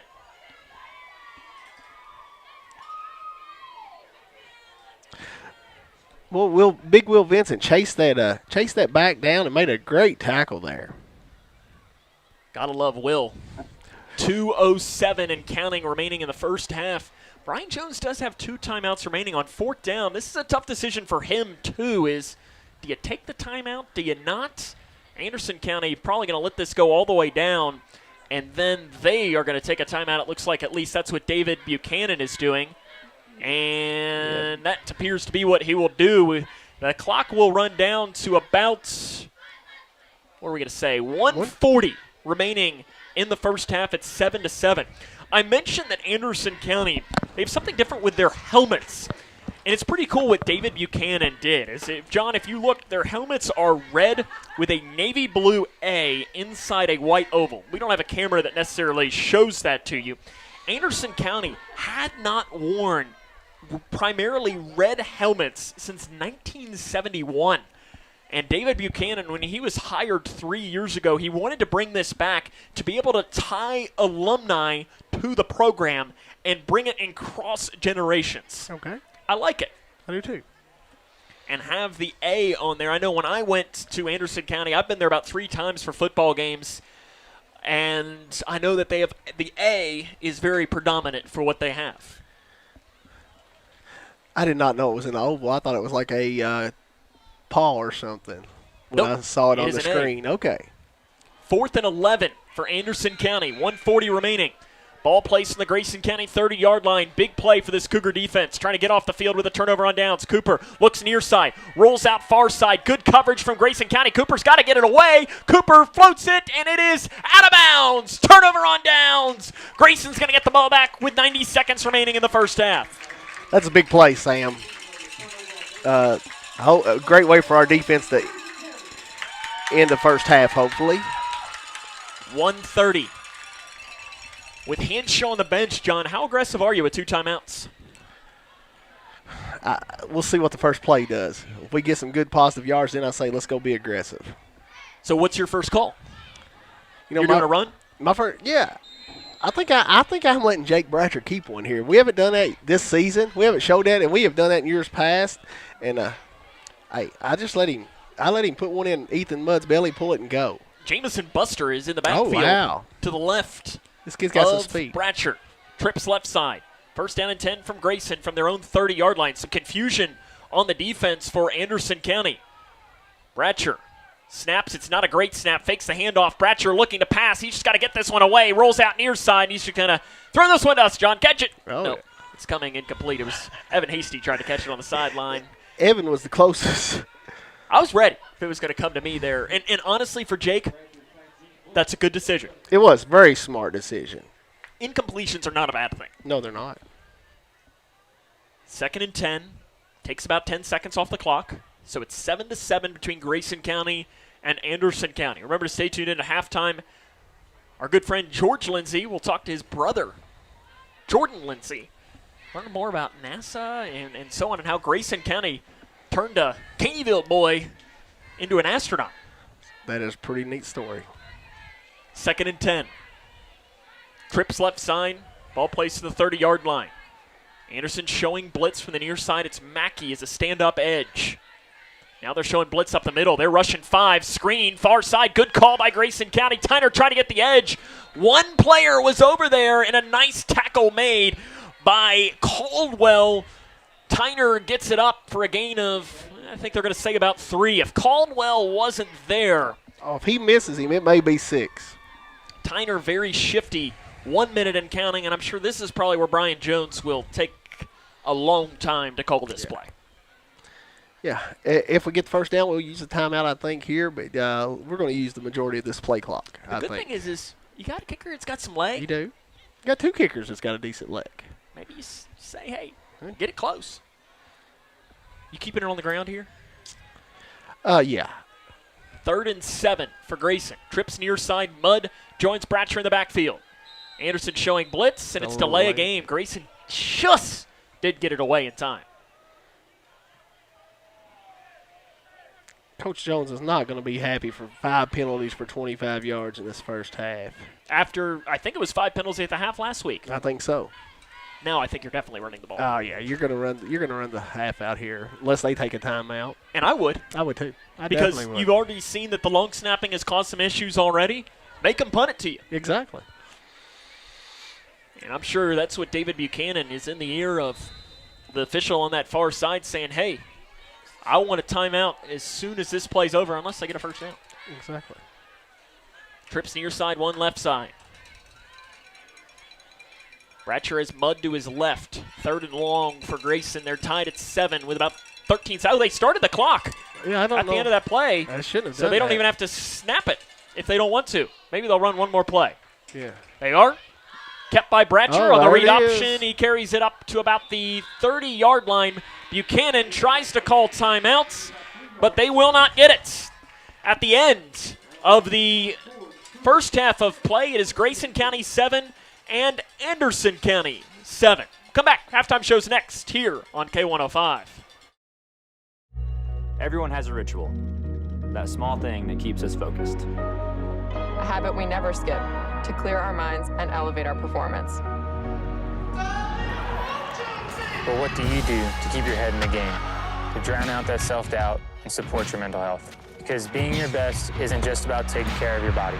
It's about taking care of your mind and your mental health. Discover the resources that you need to keep your mind focused and your mental health a priority. Emma, did you hear? Todd's in the hospital. Who's Todd? He got a collapsed lung from vaping. He thought it was cool. Not cool. Promise you won't vape, Emma. It can lead to a lifelong addiction, and we can't be friends if your lungs collapse. Bogus. Wacky sitcom teens aren't the best people to talk to your kid about vaping. Hey, you got a minute? You are. Start the conversation with your child about vaping today. Wounded Warrior Project empowers post-9/11 veterans and their families with life-changing programs and services. I realized I could be successful in a civilian career. We stand by warriors and advocate for their needs going forward. They were by my side in the hospital, and they're still with me today. Through our programs, community, and advocacy, we're proving anything is possible. Learn more at woundedwarriorproject.org/together. Food isn't just fuel to live, it's fuel to grow. My family relied on public assistance to help provide meals for us. These meals fueled my involvement in theater and the arts as a child, which fostered my love for acting. The Feeding America network of food banks helps millions of people put food on the table. When people are fed, futures are nourished. Join the movement to end hunger, and together we can open endless possibilities for people to thrive. Visit feedingamerica.org/actnow.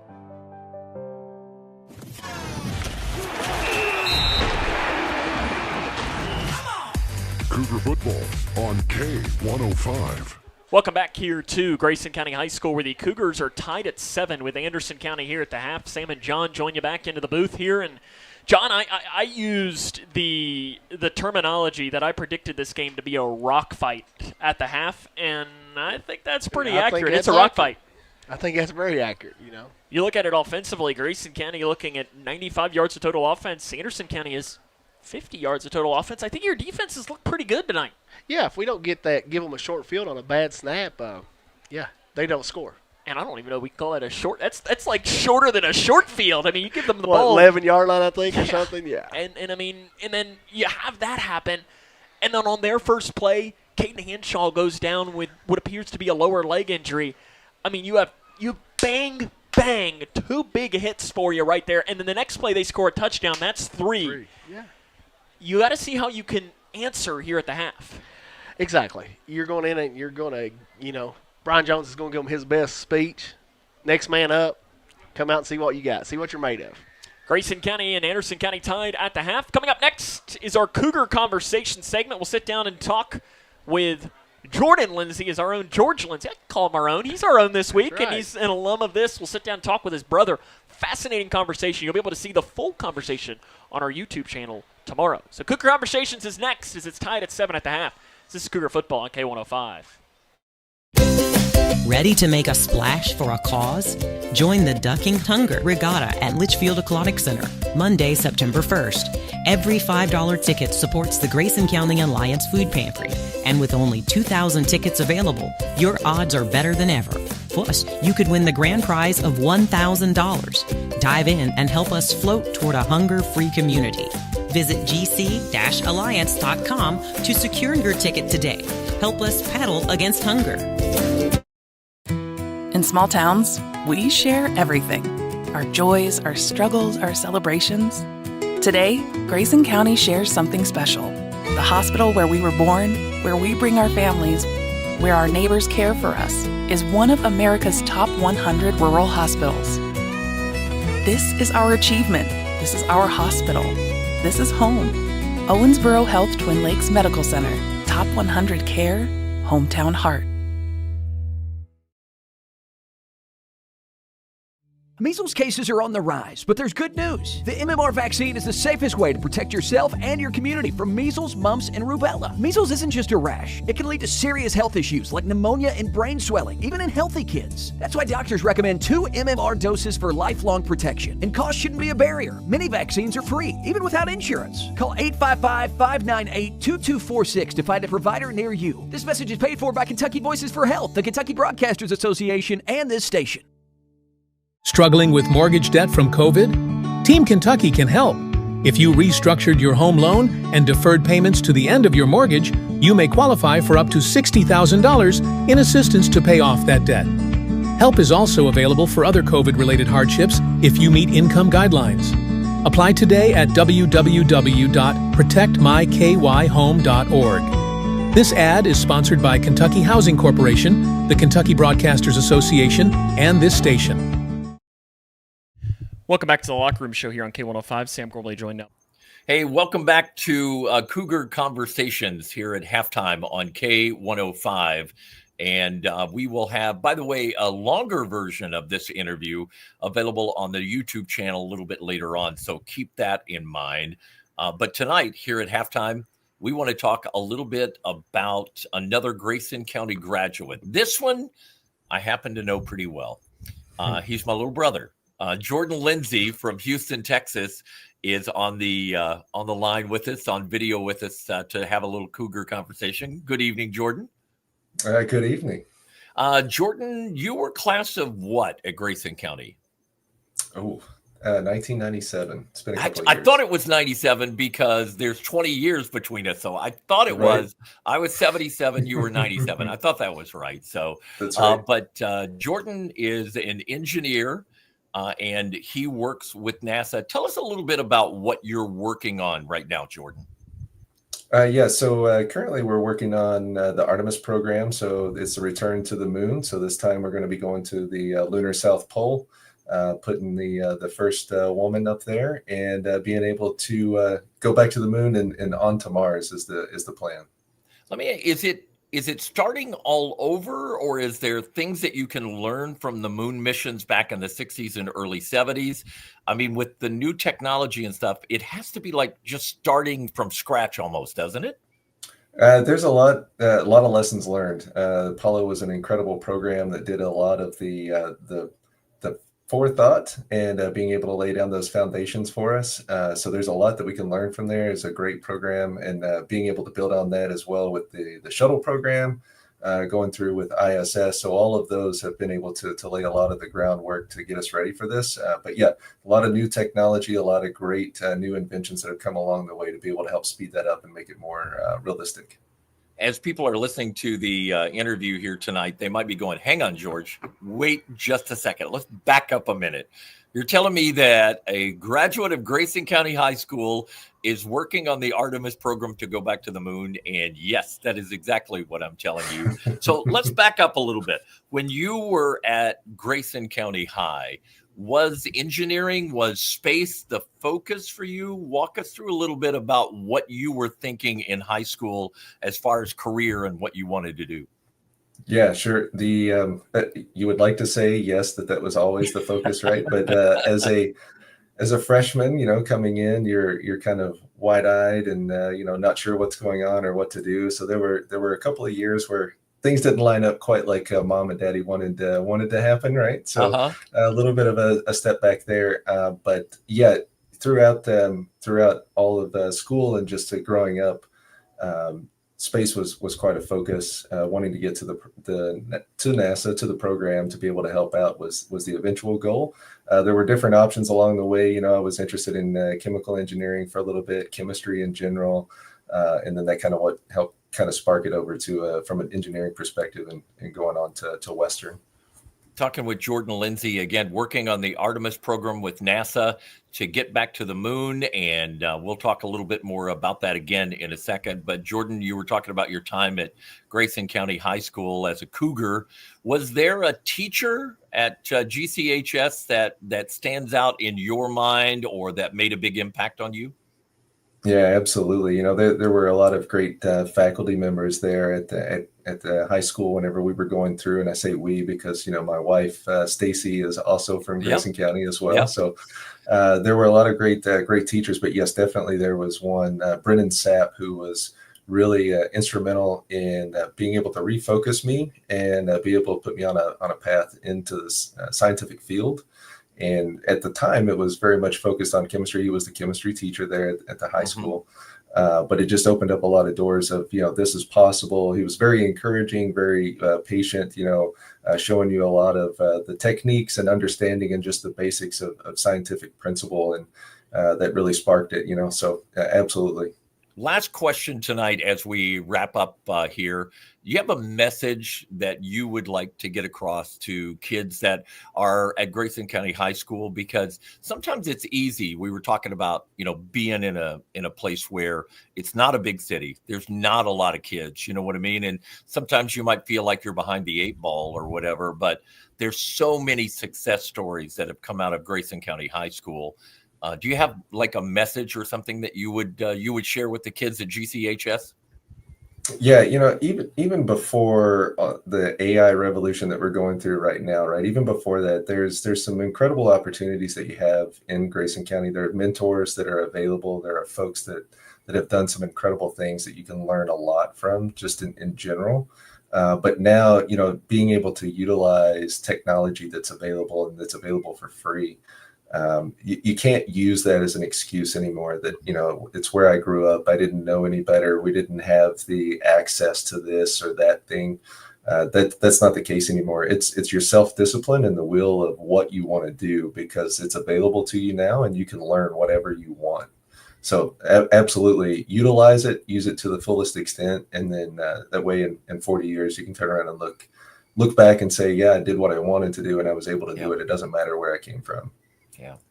Jordan, thanks for spending time with us. I've told you this privately, but I'll say it publicly. I'm so proud of you, man. I am so proud of you. I know Mom and Daddy are very proud of you too. So you've done I great appreciate things. that. Yeah. Grayson County High School, class of 1997, then on to Western, then on to the University of Cincinnati, and then on to working on the space program, and right now currently engaged in doing the work with Artemis that is getting ready to head back to the moon. Pretty amazing stuff for a kid from Caneyville, Kentucky, buddy. It's pretty cool. It's pretty cool. All right. Thanks for joining us here tonight. That's going to wrap it up for us on Cougar Conversations. Again, a longer version of this interview is available on the K105 YouTube channel. When you bundle home and auto, good things can happen. You get a local agent who can help you choose the right coverage for you at a price that's right for you. Call State Farm agent Duda Hudson in Leitchfield today. It's Kyle's last spin on his turntable. Yeah. And the first day of Kira's new career in IT. When you donate to Goodwill, you help provide skills training and career placement. And the things you love start a new life too. When I grow up, I want to be a ballerina. Because dancing makes me happy. I get to entertain people, and nothing makes me feel more like me. PI impacts millions of children's lives. Early and accurate diagnosis and treatment gives children like Olivia a chance to achieve their dreams.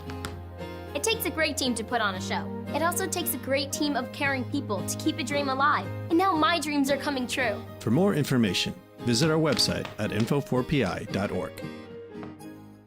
When you give blood, you give life. And when you give life, you change lives. Make a life-saving impact by donating blood with Western Kentucky Regional Blood Center, your hometown partner. As the sole supplier of blood products needed in Grayson County, your donation ensures a stable and adequate blood supply for you, your family, friends, and your neighbors. You are the hero when you give. Feel the power of community and compassion in every drop. Give life and change lives with Western Kentucky Regional Blood Center. Life is on the line. For each life moment, your kids could get free or low-cost health coverage from Medicaid or CHIP. Kids up to age 19 are covered for checkups, vaccines, dentist visits, hospital care, and more. Your kids may be eligible now, even if you've applied before. And if they already have Medicaid or CHIP, remember to renew every year. Get started now at on K105. Welcome back here to Grayson County High School. The Cougars and Anderson County are tied at 7 at the half.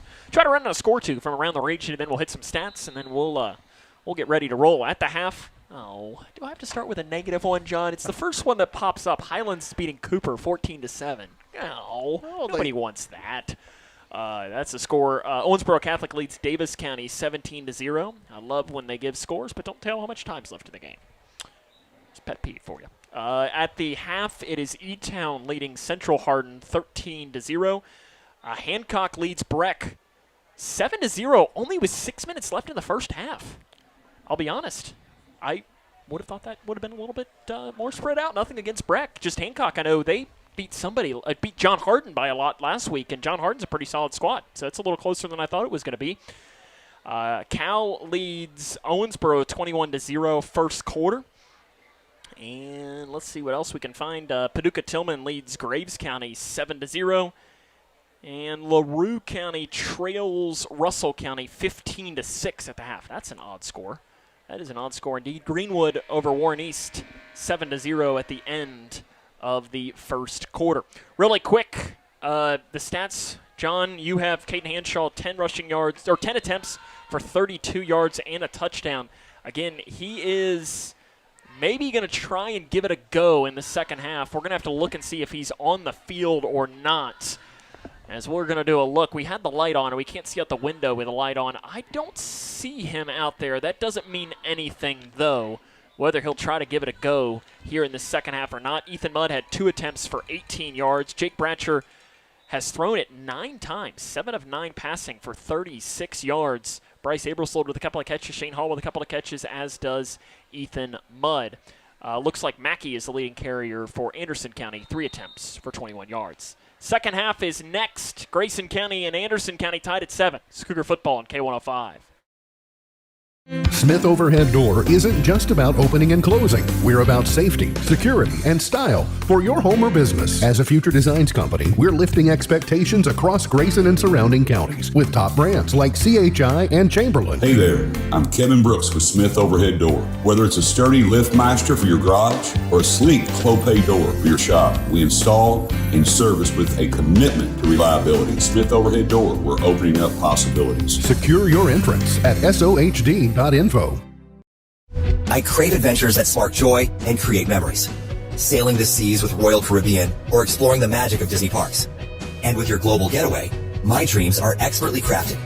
From all-inclusive Caribbean resorts to tailor-made itineraries, Mark turns wanderlust into reality. Why settle for ordinary when you can have extraordinary? Your global getaway. Expertise in unforgettable vacations. Call Mark at 270-296-0106 or visit yourglobalgetaway.com. Start living your travel dreams today. Yes, start living your travel dreams today. Emma, did you hear? Todd's in the hospital. Who's Todd? He got a collapsed lung from vaping. He thought it was cool. Not cool. Promise you won't vape, Emma. It can lead to a lifelong addiction, and we can't be friends if your lungs collapse. Bogus. Wacky sitcom teens aren't the best people to talk to your kid about vaping. Hey, you got a minute? You are. Start the conversation with your child about vaping today. Everyone has a ritual. That small thing that keeps us focused. A habit we never skip to clear our minds and elevate our performance. But what do you do to keep your head in the game? To drown out that self-doubt and support your mental health? Because being your best isn't just about taking care of your body. It's about taking care of your mind and your mental health. Discover the resources that you need to keep your mind focused and your mental health a priority.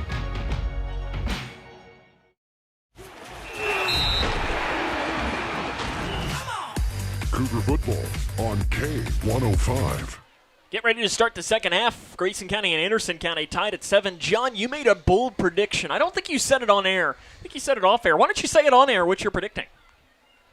Oh, I think we're going to come out with an onside kick. Onside kick. Now, Caden Hanshaw, he will not return to this game. He is currently on crutches and in a boot with no pads on. He left in the first half with an injury.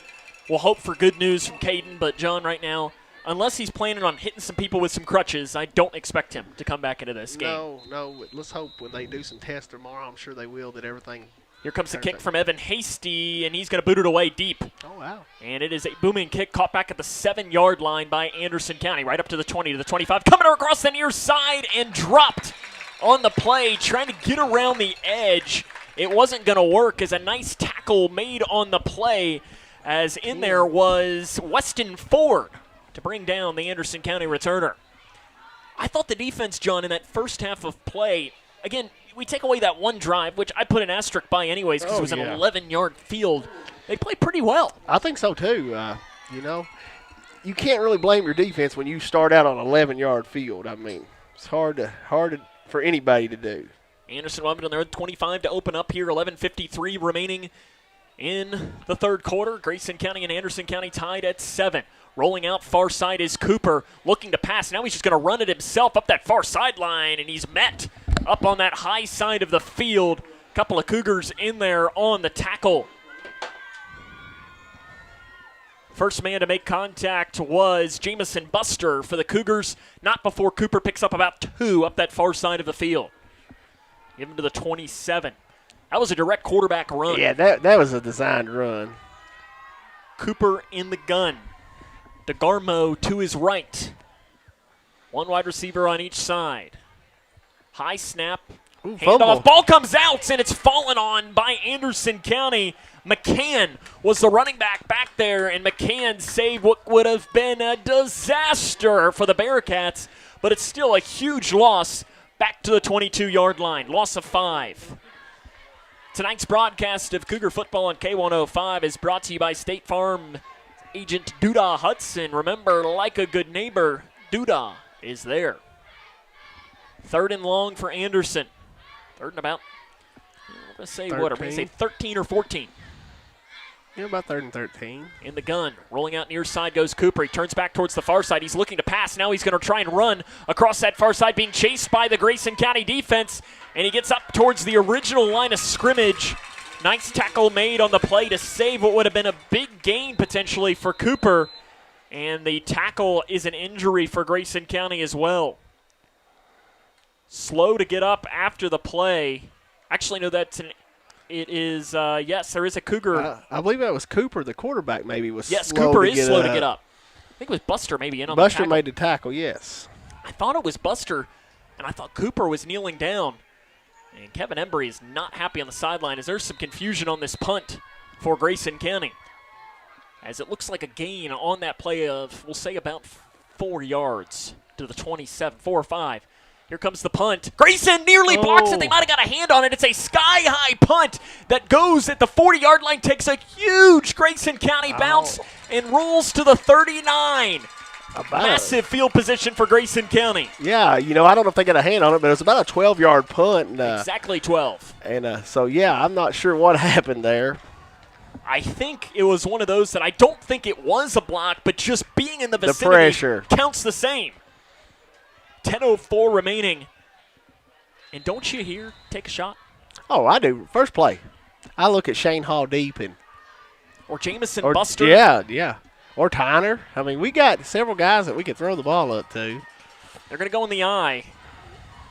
Cornwell is the fullback. Anthony Linton shifts to the left side of the line. It's a run for Mudd. He tries to bounce it across that left side, and he carries it for a pickup of a couple of yards up to, or down to around I'll say about the 30. About 2. 7-yard line. Yeah, it looks like about 2 on the run for Ethan Mudd. Anderson County has really slowed down this Cougar rushing offense. Cougars averaging about 3.5 yards a carry today. And that is, if you take out the 19-yard touchdown run by Hanshaw, that's below 3. It is.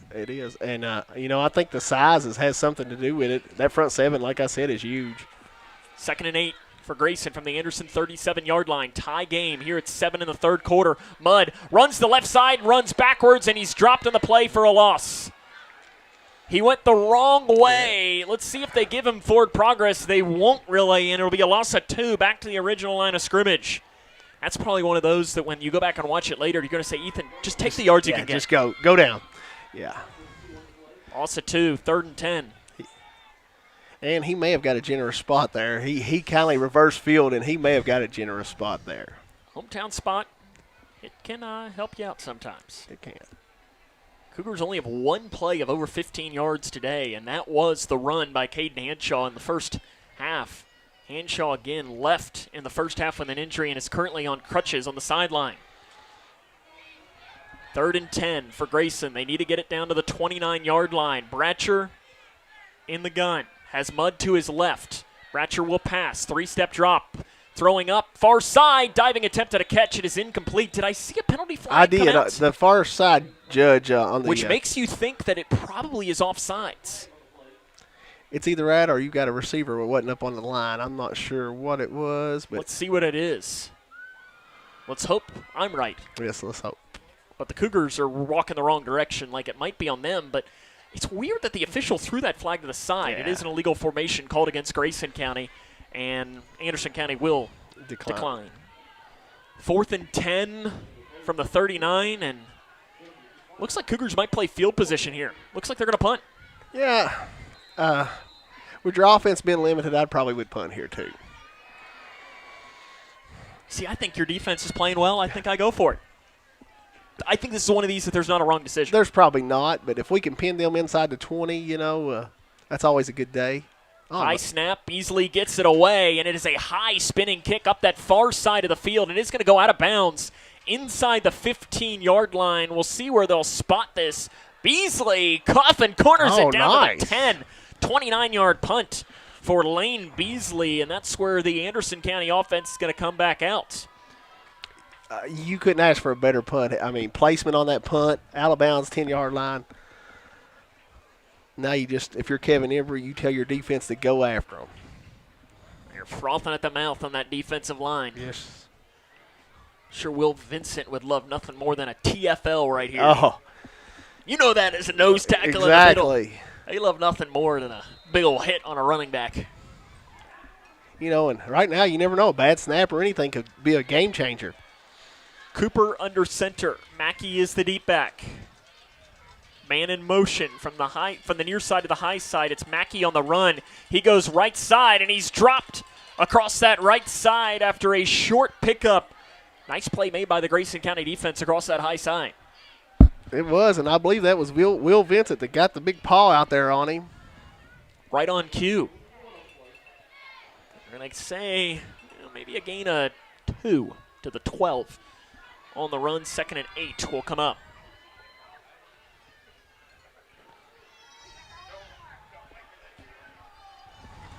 Back under center goes Cooper. 2nd and 8. Deep in their own territories. Anderson County, big hole up the middle for Mackey. He carries it right up the middle near that first down marker. Looks like he'll have enough to move the chains. Crossing it right at the 20-yard line. That's exactly where he needed, and it looks like they're maybe even going to give him the 21 or even the 22.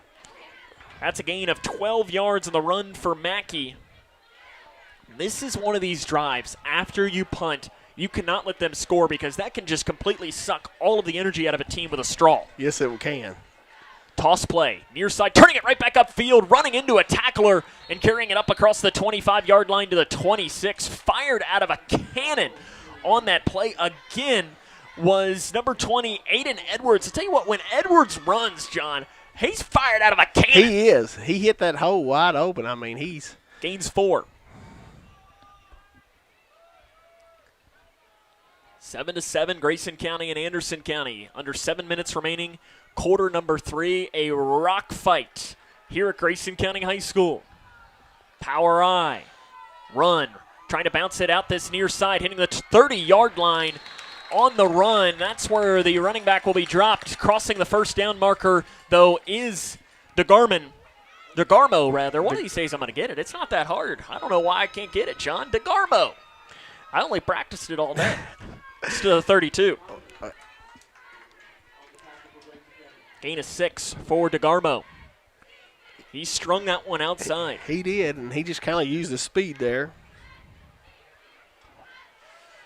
First down and 10.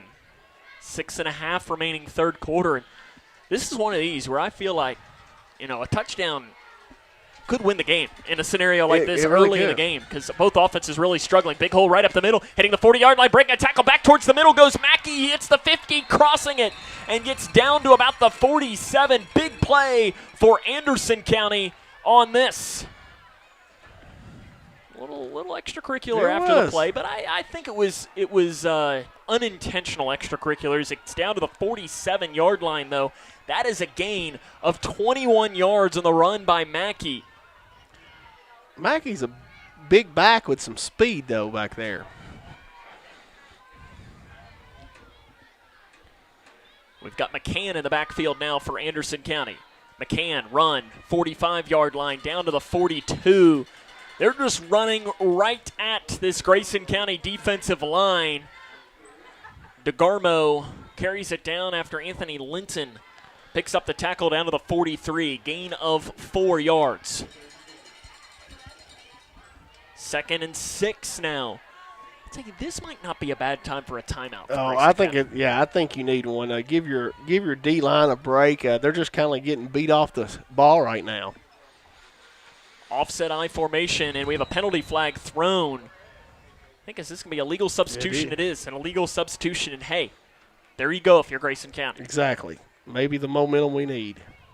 If anything else, this gives your guys an extra 30 seconds to take a breath. Good crowd, though, has come out here tonight. I know I popped out at halftime. You did as well, John, and it's a pretty big crowd, pretty good crowd. I was happy to see the size of the crowd, with the fair going on tonight. Real nice crowd. 2nd and 11. Toss play. DeGarmo up the middle. He hits the 45-yard line, breaks it back towards the middle. He's to the 30, and he's gone. 20, 10, 5, touchdown. DeGarmo, and Anderson County from 48 yards out has taken the touchdown lead. I knew he was going to be a weapon tonight, and he just turned the Jets on once he hit that hole and got around the corner.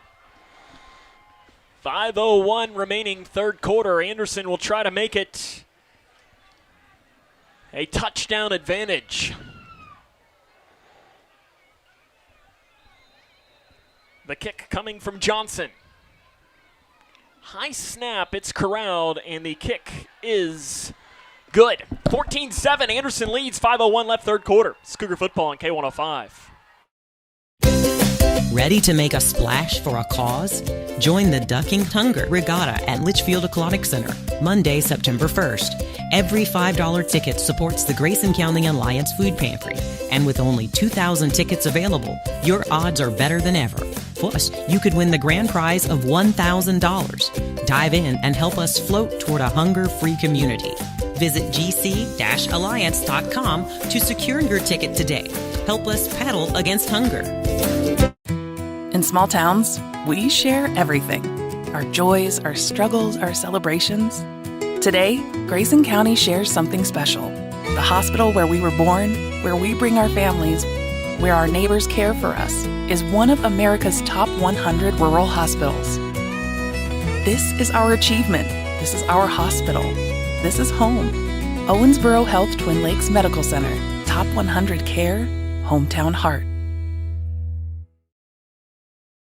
County trails 14-7, 5:01 left in the third quarter, and John, that decision to punt, you know, you can look at it. It probably wasn't a wrong decision as there's a return up the far side for Grayson County. Jamison Buster runs into his blocker and carries it up near about the 30-yard line to the return for Buster. What Grayson County needs is they just need something good to go in their way. We do. We just need one play to go our way. And I think it could be a 15-yard play. Yeah. Just to see those chains move for one time? Good old Uncle Mo has been wearing red for a decent period of this game, and we got to find a way to shift him into some Cougar orange. Yes, we do. They're wearing those brand new jerseys, working from left to right on the radio dial here, placed on their own 29-yard line. Bratcher in the gun. He keeps it himself. RPO on the slant. Pass caught at the 35-yard line. Turning back upfield. Breaking a tackle. There we go. 45-50. Down across the 45-yard line. Jamison Buster. But this is going to be coming back because of an ineligible receiver downfield, I think. Yes, It is. Oh, man, that was a nice I saw move. the penalty come out, and that RPO took a little bit long to develop. Yeah. And because of it, one of the offensive linemen took a little bit too long to get downfield, and that's a backbreaker. That is the hardest play for an offensive lineman. On those RPOs. You don't know what the quarterback's going to do, and it's just, and that's a backbreaker. That was that Uncle Mo that we were talking about, the 20-yard gain. But here's your thing. That play can still get you momentum. Yes, exactly. We can throw the ball. I thought the second half we'd see Jamison Buster with the ball in his hands, and there it was. Buster almost busted one. The penalty, though, it hurts. Penalties adding up again for Grayson County. Yes, they are. First and long for Grayson after that 5-yarder that really is about a 40-yarder. In the gun goes Bratcher. Mudd to his right, fakes the handoff. Little dump off screen to Buster. They're going to give him another chance. See, it's a 25-yard line. Puts his foot his hand in the turf, but I think that knee did slide down. Yeah, his knee touched the turf. But Buster, though, gets about 4 on the catch and run to the 28.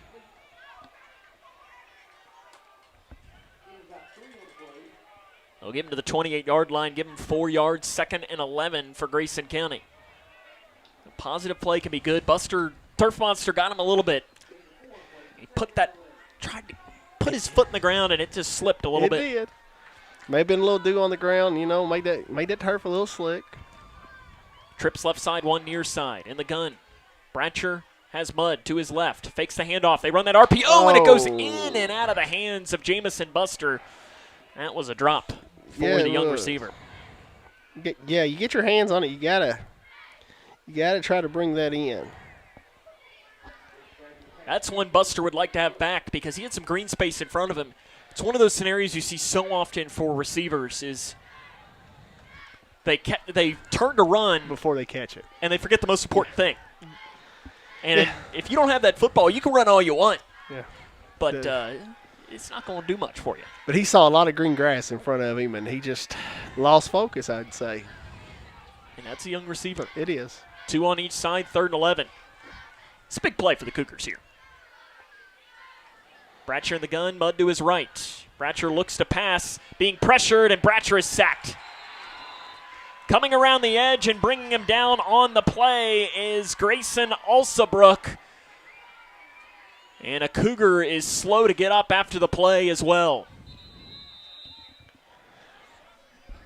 I'm trying to see who that might be. Is that Bratcher?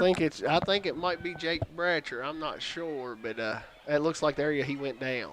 Bratcher down after the play. Trainer Scott Ballman checking him out. And tell you what, John, if it is Bratcher to lose your stud running back and your starting quarterback in one game, yeah, that's none too great. No, that's not a good night when that happens. Bratcher is the injured player for Grayson County, being checked on. Head coach for Anderson County, David Buchanan, is coming out to check on the Cougar quarterback as well. See assistant coach Noah Bullock is checking on him as well. Dr. Isaac Miller, Scott. He's in there. Yeah. See the Anderson, I'm assuming in the black shirt is the Anderson County trainer as well. And it's probably one of these scenarios immediately Trig Payne is warming up. And listen, as a backup quarterback, and Bratcher looks like he's grabbing at his shoulder. Yes, that's what I just noticed. And left shoulder. I think it's his left shoulder, but For me, that'd be a big problem because I'm left-handed. Yes. For him, though, it's not quite as big of a problem. But still, if you've ever had a dislocated shoulder, it's you can't grip the, even though it's not your dominant hand, it's still hard to grip and throw. Jake is walking off on his own power. And let's hope he's okay. This has not been a good day for Grayson County injury-wise. Caden Hanshaw is currently on the bench. He will not return to this game after leaving with an injury. And now starting quarterback Jake Bratcher is being looked at for maybe a left shoulder injury. Lean Beasley back to punt. We need a good snap here from our long snapper. And he did. It is a good snap. Beasley, though, the punt is blocked. It's going to go and take a Grayson County bounce inside the 5-yard line, rolling down towards the goal line. It looks like it's a touchdown. Yeah, it is. Touchdown, Anderson County. And the Bearcats now lead 20-11. And now maybe some extracurriculars after the play. No, it's just celebration happening on that far side. I didn't see the play that got it. 31 Dake. Owen Dake. Dake picked it up. I don't know who blocked it, but he picked it up. So a block punt return for a touchdown. And this game has gone from bad to worst for Grayson County. Owen Dake blocks the punt and scores, and here comes the extra point attempt. Trig Payne, I think it's really good now if you're Grayson County that you got him those snaps last week. Yes, very important. As a backup quarterback, you're always just one play away.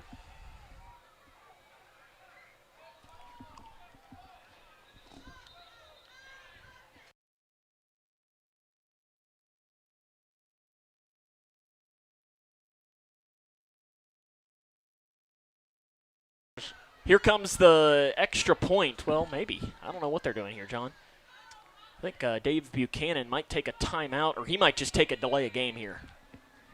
This seems to be taking. Well, I don't know what they're doing. Like a hockey line change. It is. Got a lot of players coming in. Are they going to go for two? They're going for two. They are. Last year, Anderson County only converted on two. No, it isn't. Is it? Yes, they are. DeGarmo is back there. And they're going to have to take a timeout. I can't imagine that this isn't going to be a and there's the delay. There's the delay of game. I was going to say that was going to take quite a bit of time. So, yes, Trig Payne. He gave him the timeout. Timeout is taken by David Buchanan. Okay, I don't know where you put a touchdown on this one. We'll have to figure it out here in the break. Probably under defensive touchdowns would be my assumption. That's probably the easiest way to call it. We have our stat sheet over here. John is our statistician extraordinaire. And, in fact, let me even check on this side here. As Grayson County has a deficit in this game.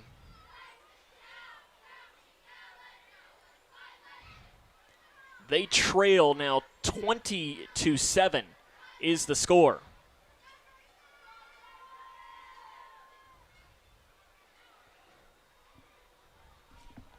I just did fumble recovery touchdown. Yeah, we got some issues with our stat sheet. We'll figure it out, though. We got it all working. So it does now. What are they going to do? They're still going to go for 2, is Anderson County. It's kind of interesting to go for 2 in a scenario like this. Yeah, it is. I guess Grayson's not been able to stop. Run. They didn't get it. No, they give it to did not. DeGarmo, and he did not get it. 20-7, 3:08 remaining here in the third quarter. Grayson County trails this game. It's Cougar football on K105. Across Kentucky, treatment providers, state and local governments, and nonprofit organizations are working together to support your pathway to long-term recovery. These providers and communities of recovery will walk alongside you and help you find your recovery journey.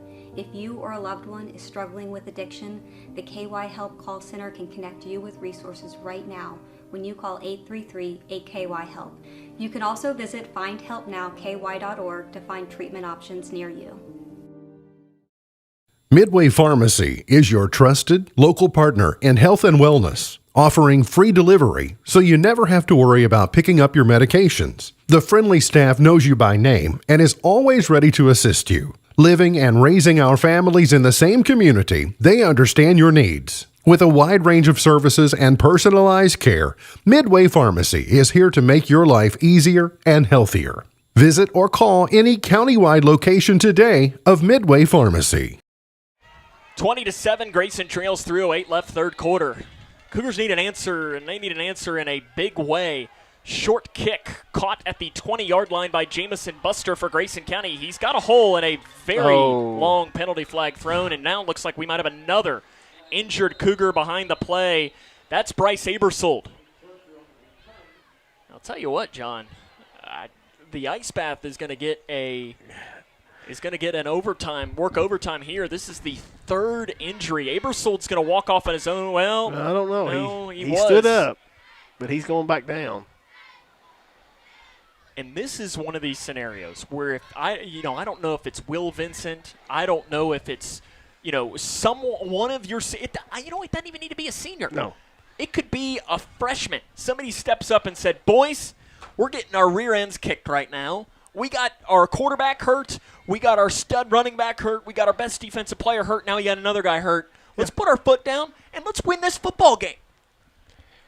Yeah, you got to have someone step up here, but you can't get it all back in one play. No. Just you got to make a few positive plays, and hopefully momentum switches to your side, and hopefully, I think he's going to his feet right now. Bryce Abersold is the injured Cougar. He's had a good start to this season. He has. He's going to be a good player. And let's see who will go in at quarterback for Grayson County. Presumably it will be Trig Payne. As I didn't see Jake. Brian Jones is over with the official. Probably complaining about the holding call. I'm sure. And I don't know if there was something that happened maybe on that block with Bryce Abersold that maybe it was a crackback block or something, or I guess it wouldn't be a block, but it can still be a crackback. Oh, yeah. They're calling it a legal block below the waist. On Grayson County. Jake Bratcher is going back into the game at quarterback. Oh, wow. That's good news. But this is going to put the ball all the way back for Grayson County at their own 18 or 17-yard line. Something needs to go right here for the orange and blue of Grayson. They trail 20-7. Bratcher in the gun, Mudd to his right, trips near side. Bratcher rolls out, looking to pass, throws off into the flat, caught by Tyner at the 20-yard line. Sidesteps one tackle, gets to the 20-yard line, breaks through to the 25, up to the 30. Carrying tacklers is Caden Tyner. Nice play for Grayson County, up to the 32 or the 33-yard line. That was a nice play. He just made a little sidestep, and the guy went by. To the 33, 16 yards. And I'll tell you what, John, this is another one of these scenarios where our crowd can help out these guys as well. There's nothing like that hometown punch. It's been quiet here today, make some noise, cheer these boys on. Yes, and they got them roused up a little bit, and so hopefully that momentum keeps going and crowd keeps them pumped up and ready to go. 1st and 10 after the 16-yard gain from Caden Tyner. Tyner shifts in motion. They give it to him on the jet sweep, jet toss. Tyner turns upfield, gets to the 35-yard line. Give him about 2 on the catch and run for Caden Tyner. Grayson County trails this game 20-7 with 2 minutes and 15 seconds and counting remaining here in this third quarter. Here's an interesting score for you, John. I just looked down at the old watch. Metcalfe County leads Adair County 2-0 at the half. Oh, wow. Don't see that very often. Apparently it's baseball happening today, and not sure if that's happening in Edmonton or if it's happening in Columbia, but apparently they're playing in the spring already. Exactly. 2nd and 8. 2 on each side. Starting to find some momentum is Grayson County in this game. Bratcher, 3-step drop, rolls out near side, being chased by a defender and just floats it to the sideline, and that's a smart play by Bratcher. Just get it out of bounds. Yeah, just throw it away. Don't lose no yards. And Alsabrook was in there on the pursuit. Live to fight another day. 3rd down and 8. And you know what Kaylor Decker, my former partner, would call a play like that too? He'd call that self-preservation. Oh, yes. Exactly, as a former quarterback would say. And I don't blame him. 3rd and 8. What are you calling? I don't know. That little rollout there, if you can hit one of these guys out in the flat, get you 8 or 10 yards, get you first down. 3 to the left. 3rd down and 8 for Grayson County. Ball is dropped by Bratcher in the backfield. He's running the wrong way. Rolls out to the far side, looking to float it, and it is intercepted by Anderson County 35. Coming down the near side 20, 15, 10, 5. Touchdown Anderson County. That is a house call on the interception for guess who? Hudson DeGarmo. Give him about 35 yards on the pick 6.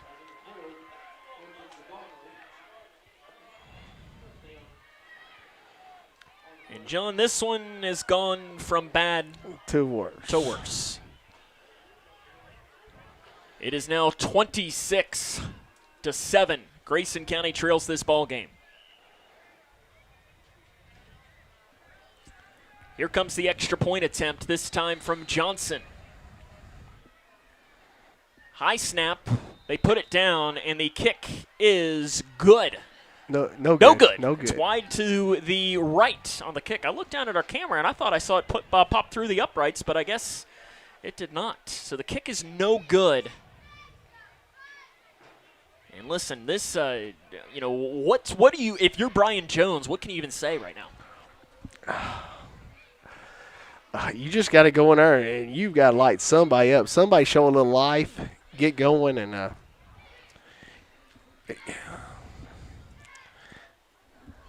I'm just curious to see if, I don't know, we got to use a different strategy.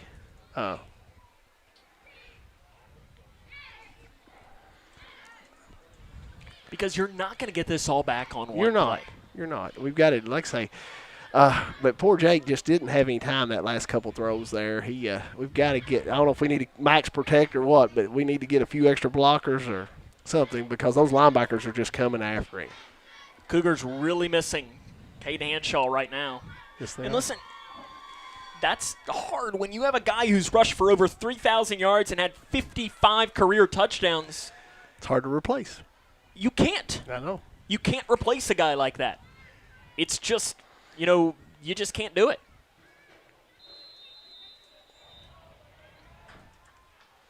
And they onside kick. And they do onside kick it, and it is recovered on the far side by Grayson County, trying to find some space up that far side. Anderson County, they smell blood in the water, and they're going like Jaws. They are. They're trying to attack some more.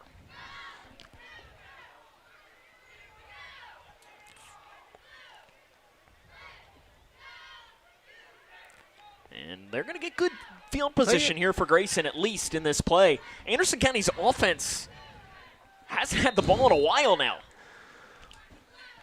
I bet if you look at their total yards, they don't have a lot of total yards and have 26 points. 149 yards of total offense. How in the world did that give them a touchdown again? But bad snap again. It goes all the way back. Bratcher dives after, and Anderson County falls on it. Well, this one has really gone bad for Grayson County, and now Bratcher is down again after the play. He was shoved in the back, and it wasn't anything. No. It was just going for the football. Anderson County falls on it, trying to help up Bratcher after the play, and poor Scott is getting his money's worth here tonight. I bet his watch says he has lots of steps in tonight. He's running back and forth, and Jake Bratcher, this might be one of these scenarios too. If you're Brian Jones, that you tell Jake, "Hey, let's just call it for you tonight. It's you're beat up. Yeah, things are not going well." I think so. And hey, get Trigg some experience in a game like this would be good. 1:11 remaining. Anderson has it in the red zone here.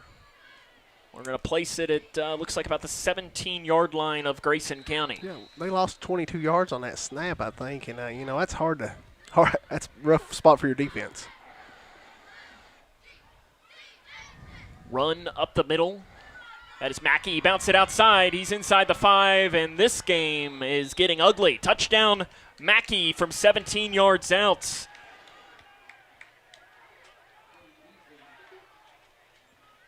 And Anderson County now leads this game. And now we got some extracurriculars after the play. These two teams are getting into it. And yeah, this could get ugly. This is one of these scenarios where you got to pull these two teams together. And if I was an official, I'd say, where are my captains? Right here. Nip it in the butt. Yep. This game's gotten ugly, but let's not have it. And there is a penalty flag, so let's see who this penalty's on. Just hope nobody gets ejected in a game that's like this. Especially because, Grayson County next week, they got a McLean County team coming in who's playing with a purpose. Yes, they are. And then you got Butler County coming. And, John, you know a thing or two about Grayson County, Butler County. That, is going to be a good game. It's going to be a dogfight. And, Butler County's young, but they're improving. Let's see what he calls. Let's see what it is. Unsportsmanlike conduct called against Anderson County.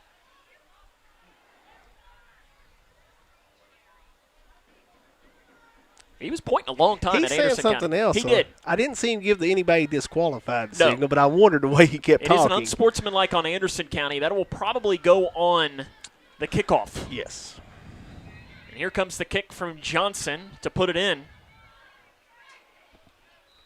Kick is long enough, and it is good this time. 33-7. 1:03 remaining here in the ball game. Grayson County trails this game, and this, John, all of a sudden has gotten really ugly. And Grayson County has not been in a game like this in a long where time. They've gotten stomped.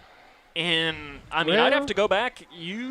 The playoffs last year, North Bullet, how close was that? No, that was overtime. That was right. Overtime. I guess, you could go back to Fairdale in the playoffs 2 years ago, 41-22. That's probably the last time for that. But in the regular season, you'd have to go back to probably Owensboro back in 2022. And honestly, you throw a game like that out because Owensboro, that team's pretty good. They are. Nothing against Anderson County by any stretch, and I think they'd admit it, Anderson County's not Owensboro.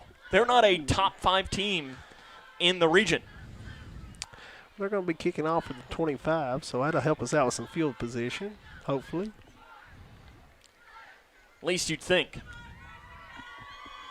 1:03 remaining in the game, or in the third quarter. 33-7. Kick over on the far side. Buster will pick it up, and he'll just run out of bounds at the 35-yard line. It was actually a pretty good kick by Anderson to make sure that it led Buster towards the sideline. And let's see who Grayson County will trot out at quarterback right now. Jake Bratcher has been beaten and battered, and it's going to be Trigg Payne coming into the game at quarterback. I think that's probably a good decision at this point in the game. Payne has as good of an arm. You could maybe say as good of an arm, as traits-wise, might be the most traitsy quarterback Grayson County has had ever. Maybe. He has the potential. And right now we're going to have to pass the ball, so he may be what we need to give us a spark. Let's see what he can do. Payne in the gun. Rolls out near side. He's going to throw off into the flat. It's caught at the 35-yard line and dropped at the 37.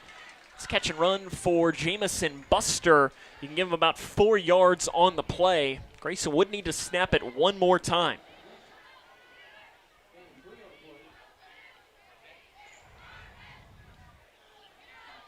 Trig Payne in at starting quarterback. He went 2 of 2 last week for 26 yards, and both of them were rollout passes, John, and he looked really good. Yeah, he did. Trips left side, one near side. Payne in the gun. Rolls out far side. Eyes up the field. Throws. Pass caught at the 41-yard line. And pulling that in was Caden Tyner. Give him 4 yards in the play. 4 yards in a cloud of dust here for Grayson. And that will bring us to the end of the third quarter. As ugly of a quarter as you're going to find. Grayson trails 33-7. It's Cougar football on K105. Love the hustle, Cliff. Who are you? Your lungs. We're quite proud of you. Even though you quit smoking years ago, you may be at risk for lung cancer. Okay. Well, with the routine screening, you can detect it early when it's more curable. Sounds good, guys. Can I get a little space here? Biologically, no. Okay. Listen to your lungs. Get a routine screening that could save your life. Talk to your doctor and learn more at savebythescan.org. When you bundle home and auto, good things can happen. You get a local agent who can help you choose the right coverage for you at a price that's right for you. Call State Farm agent Duda Hudson in Leitchfield today. It's Kyle's last spin on his turntable. Yeah. And the first day of Kira's new career in IT. When you donate to Goodwill, you help provide skills training and career placement. And the things you love start a new life too. Welcome back here to Grayson County High School, where it is 33-7. The Cougars trail, and they'll have it third down, and we're going to say about 4, the start of this quarter of play. And John, this is one of these games where you're probably not going to come back, but you can learn a lot about your squad. You can. You're going to see what kind of mentality they got, and you can learn a lot here. And you're getting the opportunity to see Trig Payne. Yeah. I think that's going to be a good outcome here is to see. Oh, they moved the ball up a little from where they did. Okay. I'll take it. I will too. No, that's actually what I wrote down. I wrote down the 41. They headed to 39 when I looked down because I changed. So it's 3rd and 2. Screenplay caught by Tyner at the 40-yard line. Runs into a tackler, and he's going to be a yard short, it looks like. They're going to give him I don't know if they give him anything. I thought maybe he was going to get one. I did too. I thought he got a yard there, but he may have stepped out of bounds. Well, nope, no gain.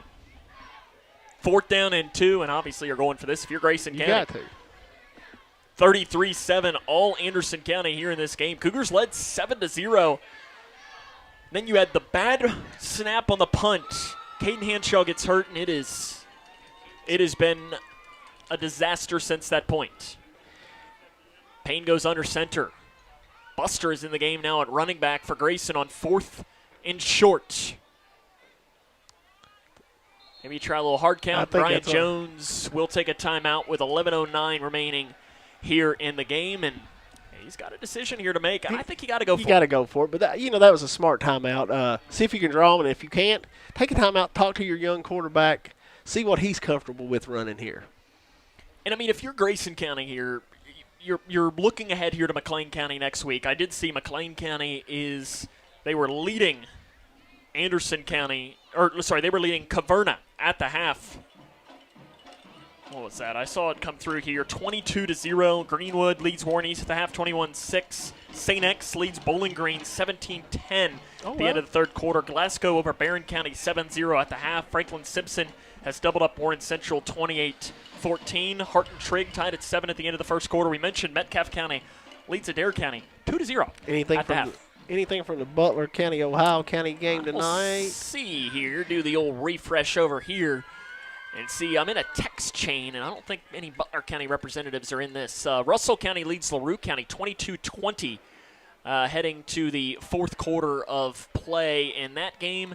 St. X now leads 19-10 with 10 minutes remaining in that game. I've not seen a Butler County score. I'll try to bring it to you if I see one. Heritage Hills leads Apollo 43-3. 4th down and 2. It's a run for Mudd. Up the middle, he's got the first down.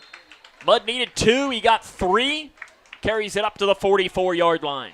And I like that run for Mudd. Oh, I do too. He's a bowling ball. He is. And, if I need 2 or 3 yards, that's who I want to have the ball. One of my more experienced backs and put it in his hands. 1st down and 10. Anderson County leads 33-7. 11 minutes and counting to play in this ball game. 1st down and 10 for Grayson County, placed on their own 44-yard line. Payne in the gun. 2 wide receivers on each side. Mudd to his right. Low snap. Payne goes down to grab it. Payne's got all day to throw. Slings one incomplete. Nice ball thrown. He was looking for, looks like for Tyner down the near side. And tell you what, Payne put a little English on that one. He did. It just went. I think that was Hall. Shane Hall. It was Shane Hall. It went right through Shane's hands, and yeah. But Trigg put a little mustard on that one. Yes, he did. 2nd and 10, and that's one of those where Trigg's probably a little amped up, playing his first career game. Next time you say, hey, you don't need a Aroldis Chapman it. No. Just lob it in there. You got to find that balance between the lob and the just like maybe throw a little dart. The Jared Lorenzen, not a fastball. A little change up every once in a while. Not the ephus, but 2nd and 10. Low snap again. Payne rolls out. He's being chased. Floats it, and it is diving attempt to the catch by Buster. He couldn't quite get it though. Nice ball by Payne though on that far side. He did. He placed that good, but just Buster just couldn't survive the fall to the ground to get the catch. 3rd down and 10 for Grayson County. 10.5 remaining in the game. It's 33-7 Anderson County. If you just joined us, well, it's not been a night for Grayson County, as Caden Hanshaw, Cougars' leading rusher, left with an injury, and he's currently in a boot on the sideline. Jake Bratcher has been beaten and battered tonight as well, and Brian Jones is going to be forced to take another timeout. We'll take it with him. 33-7 Cougs trail. It's Cougar football on K105. Hi, I'm Bob with Hometown Hangout Sports Pub and Grill. You might have noticed we don't have fancy decor or celebrity chefs. It's true. We've ignored the trend of upscale dining and extravagant renovations. That gets pretty expensive, And in the end, it's the customer who pays for those upgrades. Not at Hometown Hangout. Our guests come to us for one thing, to have a great time. Whether you're with the family, the whole team, or just friends, you'll love our fun atmosphere, exciting games, and great food. Hometown Hangout on West White Oak. See you after the game. Struggling with mortgage debt from COVID? Team Kentucky can help. If you restructured your home loan and deferred payments to the end of your mortgage, you may qualify for up to $60,000 in assistance to pay off that debt. Help is also available for other COVID-related hardships if you meet income guidelines. Apply today at www.protectmykyhome.org. This ad is sponsored by Kentucky Housing Corporation, the Kentucky Broadcasters Association, and this station. During this timeout, there is another Grayson County injury happening, and is it Trigg Payne? No, I believe it's Corbin Gary. Corbin Gary, yes, it's Corbin Gary. Corbin Gary is the injured player. Some other scores that I saw really quick. Ohio and Butler were tied at the half, 7-7. Now, I haven't seen an update from that game in a while. Edmonson County leads Clinton County at the half. It was 21-6. Hancock leads Breck 21-6, but the Breck just had a pick six in that game. So the Tigers in Hancock County, a big rivalry, I believe, between Hancock and Breck. You get that 11th district. And for Breck, since they're not playing Grayson this year, that's probably one of their biggest rivalries on the schedule. 3rd and 10. Not been Grayson County's night. The injury bug is really bit. With 10.5 to go, they trail 33-7 against Anderson County. And okay, I thought I heard a whistle, but it was a whistle to start. 3rd and 10.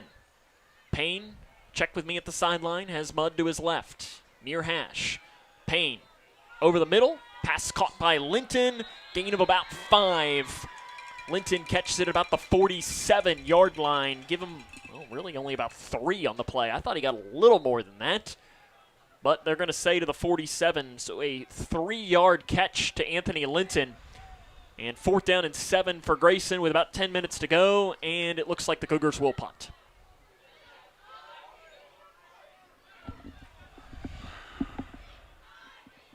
Line subs. It's not been a good night punting for Grayson County today. They've had a couple of bad snaps. Really, if the snapping had been okay tonight for Grayson, this would be a ball game. Yeah, you know, you hate to say, but one play really changed how the momentum.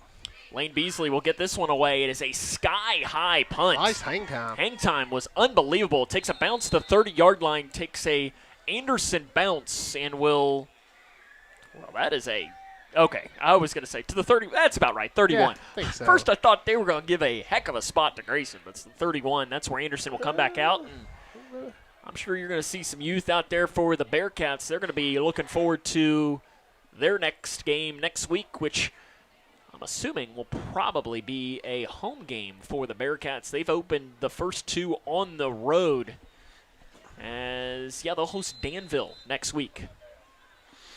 Placed on their own 31-yard line. You know, Anderson County fallen on tough times. They've struggled over these last about 10 years or so, but that program, you know, about 10 years ago had a lot of success. You know, back in 2014, they were the region runner-up. John, remember who they lost to? I think they lost to the Cooper Jaguars. They did. I was there.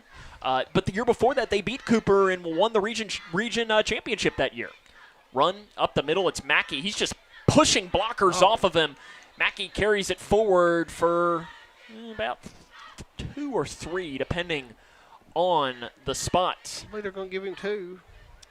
They are going to say to the 3. So it'll be a 3-yard gain to the 34. Hey, Mackey, he was just pushing bodies off of him left and right. You know, he's a tough runner. I've been impressed with how hard he runs. Anderson averaging 8.8 yards a carry tonight. Wow. You know, DeGarmo and Mikey both run the ball really well, I think. This Anderson County squad is headed in a very positive direction. Yes, they are. They got good size, and, you know, like I say, it looks like they got a couple good ball carriers, and, you know, Cooper could be a good quarterback, I think. Yeah, he's got some wheels too. He does. Another run left side. Beasley wraps up the tackler, but DeGarmo carries Beasley with him to go forward for a couple of yards. Yeah, he kept those wheels churning, but Beasley did not let go. It carries, though, a gain of 3 to the 37. 8:20 and counting left, fourth quarter. 33-7. Grayson County trails this game. David Buchanan, the longtime head coach, 33rd overall season, his 3rd year in Lawrenceburg. 4-17 at the helm. He's on the way to pick up win number 5, though. 33 years, that's a long tenure to be a coach, you know. And he's coached all over the place, too. He has. And Cooper gets tackled by the turf monster in the backfield. That's a loss on the play. And that's usually a race to see who can. That's what I was going to say. I saw Maddox Anderson, I think, dive down after him to get I think Maddox Anderson will get credit for the sack. Either him or Lane Beasley. It's a loss of 4 yards, and Anderson will presumably be forced to punt, and it appears that they will. Alsabrook will go back to punt for the Bearcats. Back deep to return is Caden Tyner for the Cougars. See if we can get a good return here. 7-10 and counting. Grayson trails 33-7. Alsabrook gets it away. Nice punt. Nice. Tyner catches it. Nope, runs away from it. And does it touch him? It does not. Oh, I think he's hurt. Tyner, I think, got hurt on the play and started barrel rolling away from the football. Thankfully, it didn't hit him. That was almost one of the weirdest plays you could ever see. Honestly, that would be a play that just described Grayson County's night. It would. You know, he gave the fair catch signal, and he went to move over, and it looked like he just turned his ankle and almost rolled into the ball. The turf monster has been pesky tonight.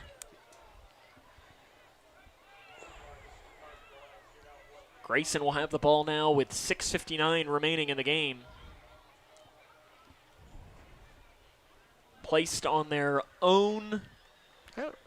looks like 26-yard line. That was a really good punt. What, about 40, 45-yard punt, Give probably? or take, yeah. Payne back into the game at quarterback. 6:59.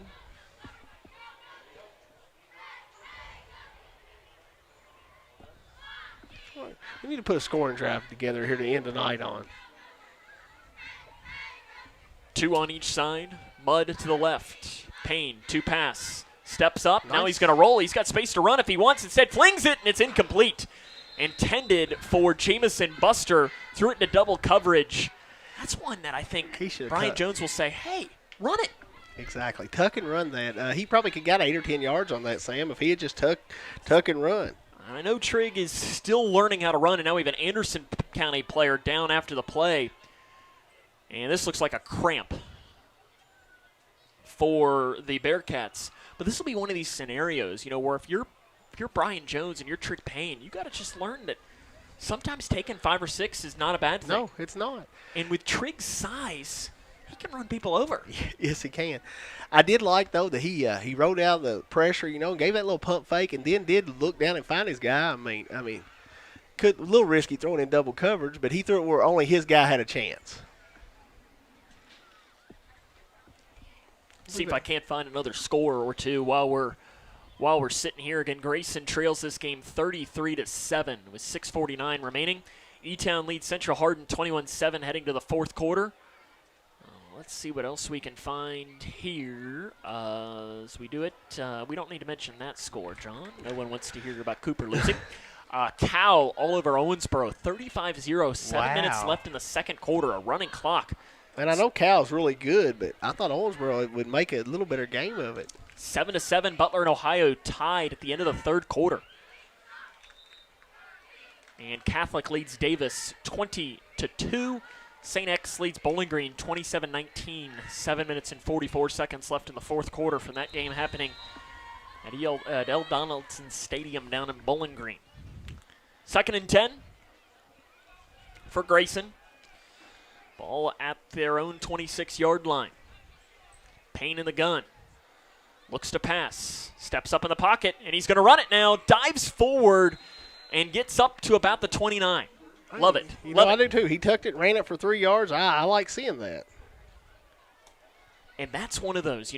Payne, about 6'2", maybe even 6'3"? Probably weighs around 200, 225, I would say. And good-sized quarterback. Big kid. And, what I've always had the conversation is if I'm Trigg, I just watch Josh Allen highlights. Yes, exactly. Because for a high school quarterback at this level, I know he's not Josh Allen's size, but at this level he is. He is, yes. Learn how to run someone over. He's still growing, I'm sure, and run. Yeah, use what the good Lord gave you there. 3rd down and 7 for Grayson. Under 6 left in the game. Trips left side. Payne rolls out left side. Turns his body, floats it, and it is incomplete. Intended for looking on the play there as he was looking for Weston Ford. It falls incomplete. I think Weston kind of slipped there, looked like. It's probably starting to get a little slick with the dew out on the field. Yes. And Lane Beasley will go back to punt this one away. Tonight's coverage of Cougar football on K105 is brought to you by Doodah Hudson State Farm. Remember, like a good neighbor, Doodah is there.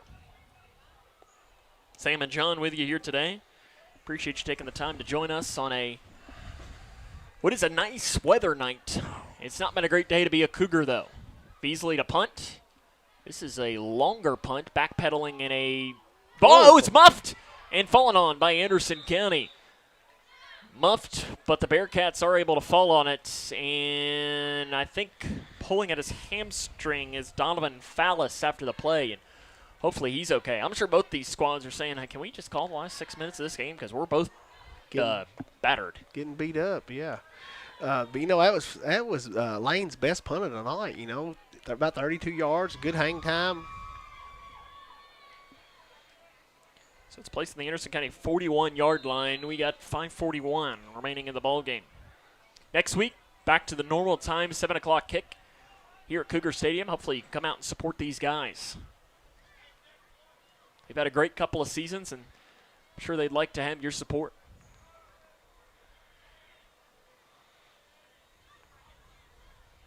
First and 10 on the give, running into his lineman and dropped on the play. Camden Cornwell and I think Tanner Warner combined for the tackle. It was Warner.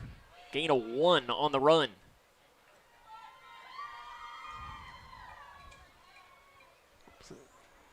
To the 42-yard line.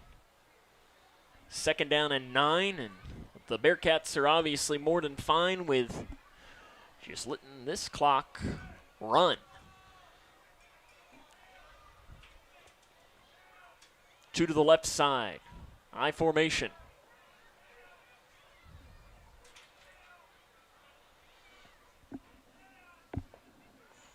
Cooper under center. Toss play. Turning up field to the 45-yard line. Cornwell drops the runner. I believe that might have been Hudson Hatfield, the freshman, on the carry right to the 45, gain of 3. Third down and 6. We need a big stop right here. Anderson County hasn't gone to the air much today, but haven't really needed to. No, they haven't. They've kind of just had their wheel up on, up front. Cougars only have 91 yards of total offense. Wow, when's the last time you saw that, Sam? It's been a while. It's been a while. Third and 6. 33-7 fullback dive.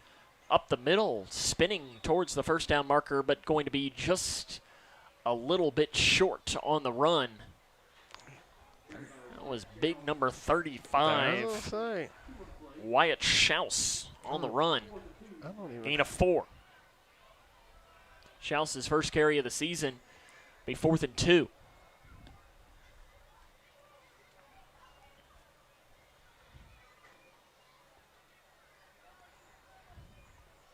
I'll tell you what, looking at these stats, Camden Cornwell's had a pretty good night on the defensive end.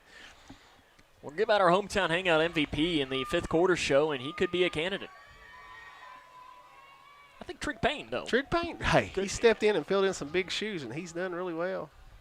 Toss play, high side, run, first down. Hatfield dives across the first down marker and gets it down to about the 47. On the carry, give Hatfield 4 yards. 5th quarter show, though, we'll hopefully get a chance to talk to Coach Jones. We'll have our K105 play of the game. And we'll also have the hometown hangout MVP as well. 3 minutes remain. 33-7. Grayson trails Anderson County.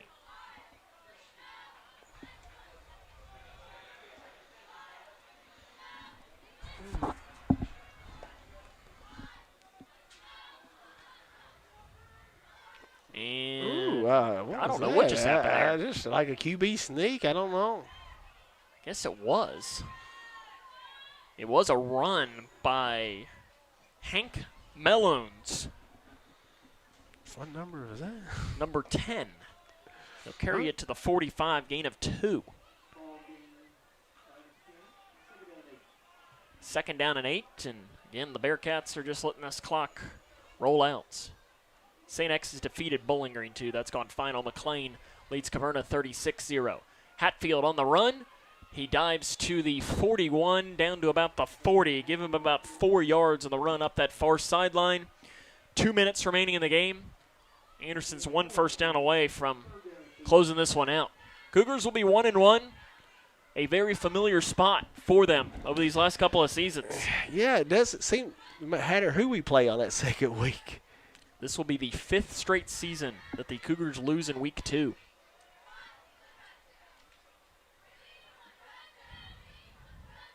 Toss play near side. Hatfield looking for the edge. Downhill run and tackled by Ethan Mudd for a loss on the play. Evan Hasty looks like he was trying to plead his case for a hold. It's a loss of 3 on the run for Hatfield. Ethan Mudd made a good tackle there. 4th and about 6. See what Anderson does here with a little over a minute left in the game. I think they're going to milk that play clock down and probably go for it here just to run the clock out.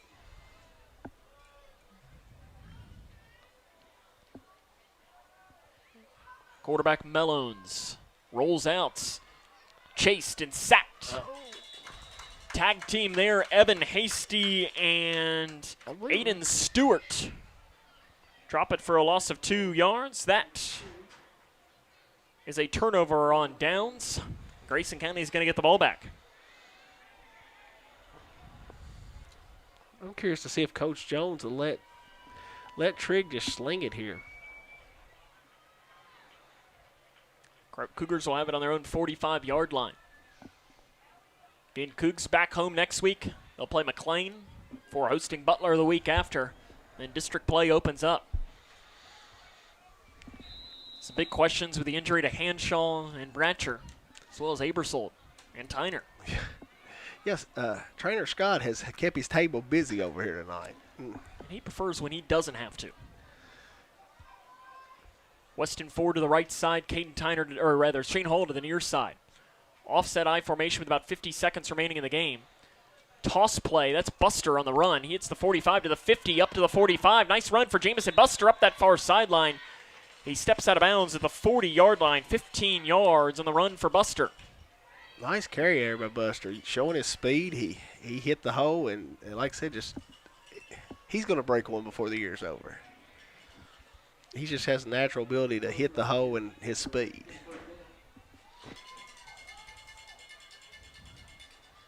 .9 on the clock.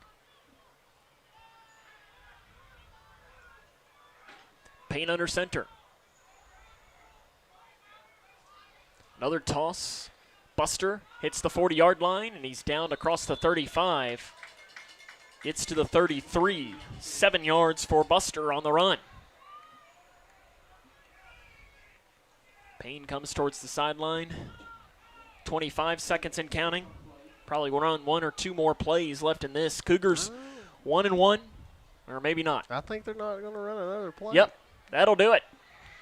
They're going to line it up. Anderson County all over Grayson County tonight by the final tally of 33-7. The Cougars are now 1-1 on the season. We'll come back. Fifth quarter show comes up next. This is Cougar football on K105. Ready to make a splash for a cause? Join the Ducking Tunger Regatta at Leitchfield Aquatic Center, Monday, September 1st. Every $5 ticket supports the Grayson County Alliance Food Pantry. And with only 2,000 tickets available, your odds are better than ever. Plus, you could win the grand prize of $1,000. Dive in and help us float toward a hunger-free community. Visit gc-alliance.com to secure your ticket today. Help us paddle against hunger. In small towns, we share everything. Our joys, our struggles, our celebrations. Today, Grayson County shares something special. The hospital where we were born, where we bring our families, where our neighbors care for us, is one of America's top 100 rural hospitals. This is our achievement. This is our hospital. This is home. Owensboro Health Twin Lakes Medical Center. Top 100 care, hometown heart.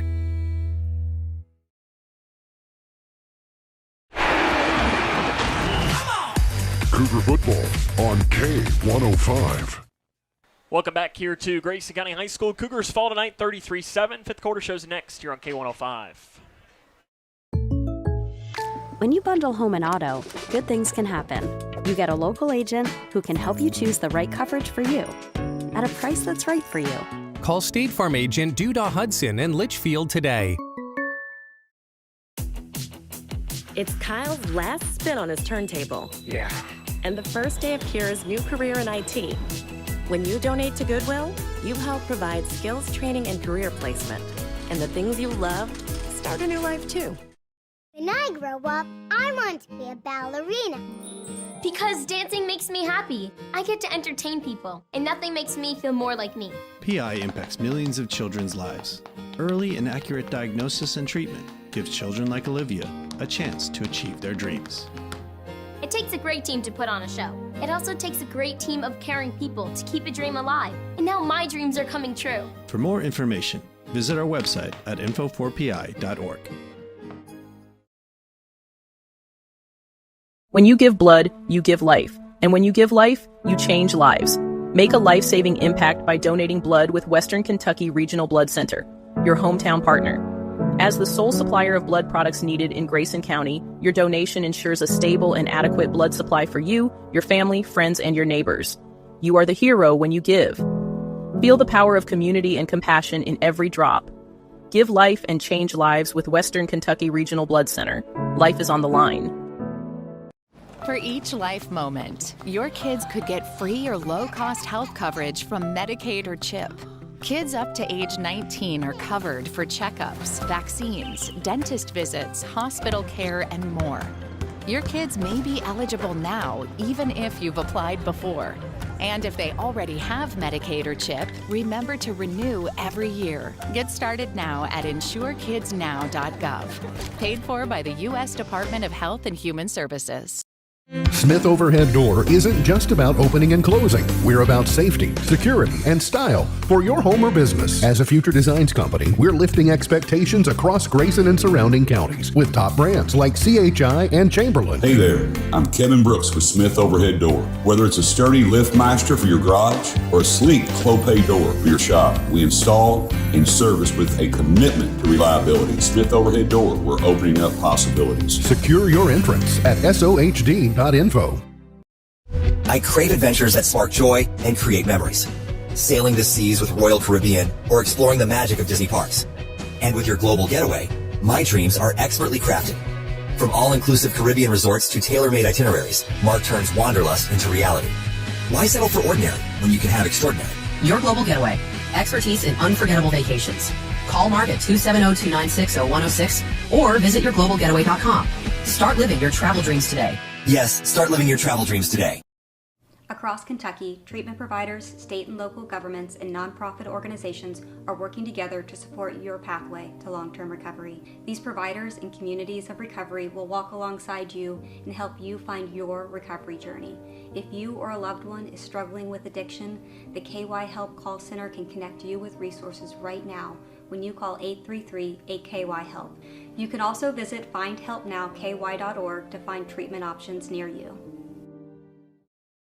Midway Pharmacy is your trusted local partner in health and wellness, offering free delivery so you never have to worry about picking up your medications. The friendly staff knows you by name and is always ready to assist you. Living and raising our families in the same community, they understand your needs. With a wide range of services and personalized care, Midway Pharmacy is here to make your life easier and healthier. Visit or call any county. Welcome back here to Grayson County High School, where Simon Drain, our director today, John, just had an embarrassing display of athleticism. Oh, yeah. I mean, he's got what, about a 3-foot shot? 5 feet.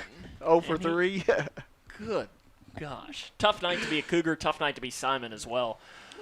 Cougars fall tonight by the final tally of 33-7. And John, as we welcome you back into the broadcast booth here, I think this one, I don't really know how you describe it. I don't know either. It's going to be a tough one. You know, just hopefully we learn something tonight from a little adversity. You know, this may be a good teaching point for the rest of the season. Because this team, you know, we talked about it, has not been punched in the mouth in a couple of years. And they were punched in the mouth repeatedly in that third quarter. And the worst part about it is that a lot of those punches were done to themselves. They were self-inflicted, you know. Does that make you feel better, though? Yeah, because you can clean that up. You can clean that up. When they're self-inflicted, you know, that's something you can fix. John, I love them coming through my booth. We're trying to have a moment right here. There's a booth over there that's no one's in. Empty. What do I know? But, yeah, you know, it hopefully makes you feel a little bit better that some of these, I mean, a lot of these mistakes were shooting yourself in the foot. They were. But you also have to mention that Caden Hanshaw, you don't know the extent of his injury. If he's out even next week, you're worried about the future of your team. You are. Jake Bratcher was beaten up tonight. You had Caden Tyner, looked like he dealt with it. Bryce Abersol. And those are just the ones that we don't know. Yeah, those are the ones we could see laying on the table over here, you know. You don't know who all was bumped and bruised that you didn't see get helped off the field. We'll talk hopefully to Coach Jones in a few moments. But again, Grayson County falls tonight by the final tally of 33-7 against Anderson County. While we're talking here, we'll see if we can't find a score or two to bring you from around the area. McLean County leads Caverna 44-0 in the fourth quarter. McLean bounces back from a loss to Muhlenberg County last week. Let's see here what we can bring you. Russell County leads LaRue 35-20 late in that game. Excuse me. Edmondson County leads Clinton 21-14 third quarter there from Albany, I believe. As Holy Cross defeats Bracken County up in Northern Kentucky 25-14. The only reason I'm saying this is, John, do you know what Bracken County's nickname is? No, I do not. They have maybe my favorite nickname in the state of Kentucky. They are the Polar Bears. The Polar Bears. The Polar Bears. Hancock leads Breck 28-6, 11-14 left fourth quarter. Butler has opened up the game. They lead Ohio County now 22-7 halfway through the fourth quarter. Monroe County up 10 on Allen County Scottsville with 7:40 left in that game. And that appears to be most of the scores here on the scroll through. Did the Bowling Green game go final earlier? I believe I did see it go final, and I believe I saw that St. X had won the game. South Warren leads DuPont Manual at the end of the third quarter 13-3. Here's a weird one. Sayre defeats Bishop Brossart 8-5. Wow. We have a connection to Bishop Brossart. Did you know that? No. Do you know who the defensive coordinator for Bishop Brossart is? No, I do not. You mean how are you not an expert I don't even know where that school's located. How are you not an expert on all 2A defensive coordinators? I thought that's what your job was. Yeah. Ed Smart. Really? I didn't know he was coaching still. Okay. He's the defensive coordinator at Bishop Brossart. St. X defeated Bowling Green 27-10. North Hardin over Meade County 35-7 was the final score there. Those are a couple of scores from around the area. Again, your final score here. Let's just refresh this really quick just to make sure one didn't come in. And it appears that none that necessarily matter there. Again, your final score here tonight, Grayson County falls to Anderson County 33-7. We'll come back more in the fifth quarter show after this. It's Cougar Football on K105. Midway Pharmacy is your trusted local partner in health and wellness, offering free delivery so you never have to worry about picking up your medications. The friendly staff knows you by name and is always ready to assist you. Living and raising our families in the same community, they understand your needs. With a wide range of services and personalized care, Midway Pharmacy is here to make your life easier and healthier. Visit or call any countywide location today of Midway Pharmacy. Connection builds community. It grows the minds of future citizens and leaders. Connection teaches. It encourages. It builds confidence. Through relationships, through partnerships, through small daily acts, through high-impact programs at all levels. Connection says together, we can. The one thing I know about Grayson County Schools, when you get the right people going in the right direction, anything's possible. We are GC Connected. Paying for your student's college can feel overwhelming. Scholarships and grants help, but they might not cover everything. That's where the Kentucky Advantage Parent Loan comes in. With competitive low interest rates and no application, late, or other fees, the Kentucky Advantage Parent Loan offers a smooth and affordable solution. Owned and managed by a state-based nonprofit lender, we're committed to helping families like yours. Apply today and take the next step in supporting their dreams. Visit KentuckyAdvantageLoan.com or call 800-988-6333 to learn more. Okay, time to see if I got it.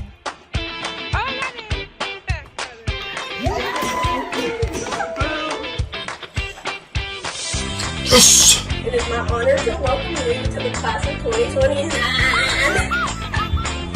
See you, teacher.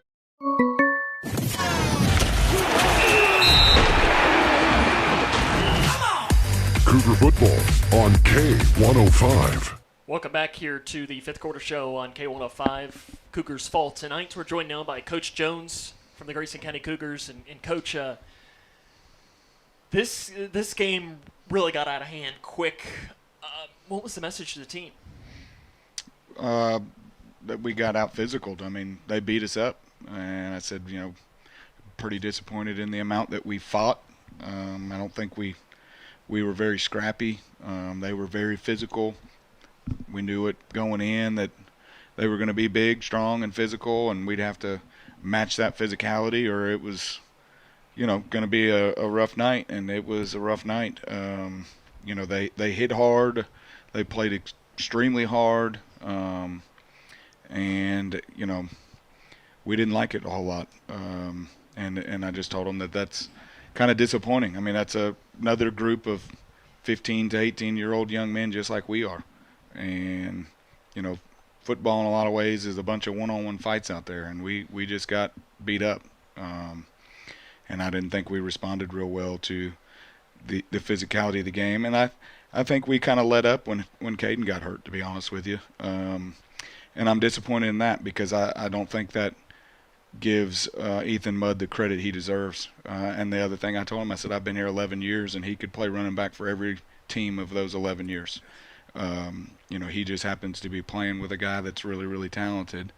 And, the only other guy that's probably been here that would have played tailback over him is Qdarius.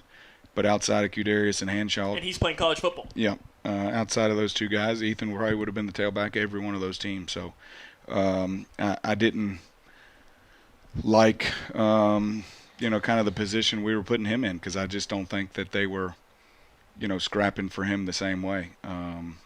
Maybe I'm wrong.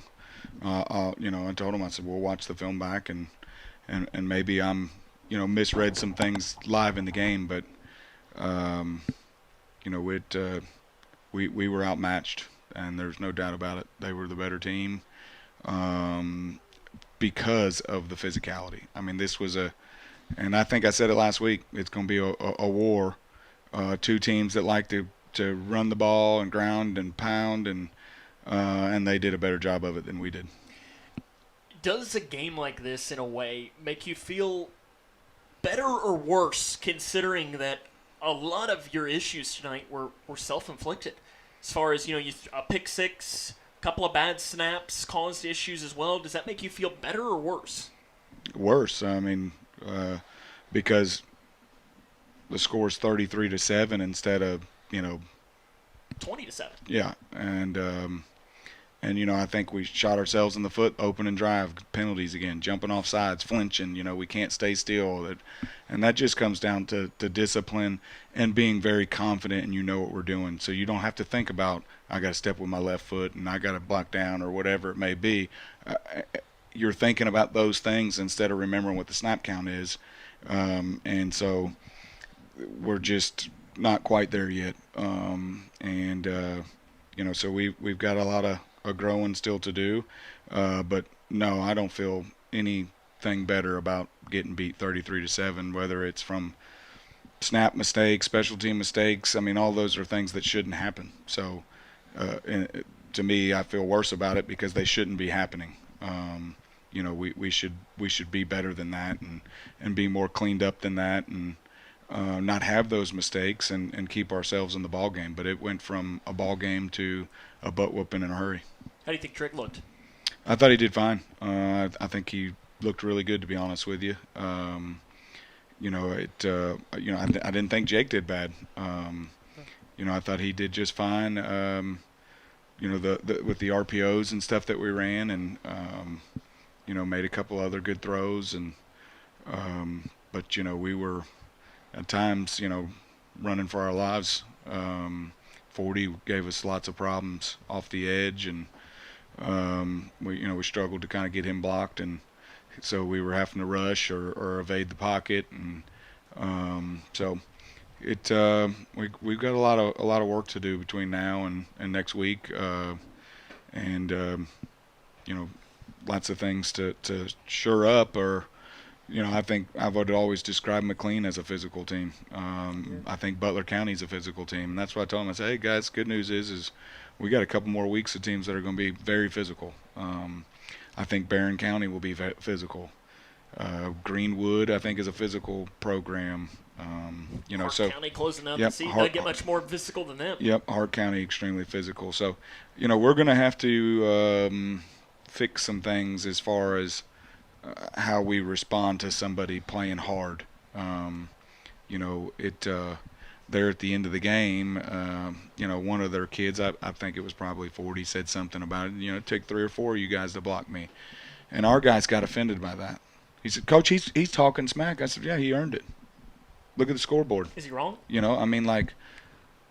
Like that's the thing that I think we're different than people sometimes. Like somebody talks a little smack. That to me, that's sports a little bit. And if I rough you up and beat up on you, I'm probably gonna let you know about it a little bit too. And our guys, cover their mouth and they're shocked that somebody would say that to them. And so we got to play with a little bit more chip on our shoulder. Kind of reminiscence of 2023. When Marshall County came out here and beat us up, and that's kind of where I guess Be the Hammer kind of originated. And the next week I thought we were the more physical team against McLean and kind of beat them up. And so we may have to revisit some of those things moving forward, because we're going to have to be a whole lot more physical than we were tonight. Yeah, that's what I was thinking. This is going to test your mental toughness. Mm-hmm. This is going to do one of two things. Like say, toughen you up and make those guys play harder, or they can choose to lay down and. Yep. And like say, it's not going to get any easier. No, absolutely not. And that's the thing they kind of told them is tonight I felt like we just took it. Like they hit us exceptionally hard. They played through the whistle, which is what most people would coach you to do. And rather than match that. At times we complain about that, and I would rather us just, not say anything about it. Play the same way, play with the same intensity, play with the same physicality, play through the whistle, and all those different things. So we've got some growing to do there. But I think that's the nice thing about football is I don't think there's very many people that go through football for multiple years and get to the other side of it that aren't. A grown man. I think it makes men out of young men or young men out of boys. Because that right there was a war tonight. And I do think we have some guys that met that. Jamison Buster, I think again was a exceptional bright spot guy that's just really kind of grown over the last 12 months, maturity wise, physicality wise. Athleticism, the whole 9 yards. He's night and day from where he was a year ago. I thought Ethan Mudd played exceptionally well again. He's a guy that's just really playing good football. Those two guys kind of jumped out at me. I thought Caden Tyner, late in the game there, we throw a little screen to him and he cuts it up the middle and lowers his shoulder and just goes right at him. Lord, I wish we had him for 4 years instead of 1. But, so there was some guys. I don't want anybody to misunderstand that, we did have some guys, but we got to have 11 guys on the field that are fighting like that.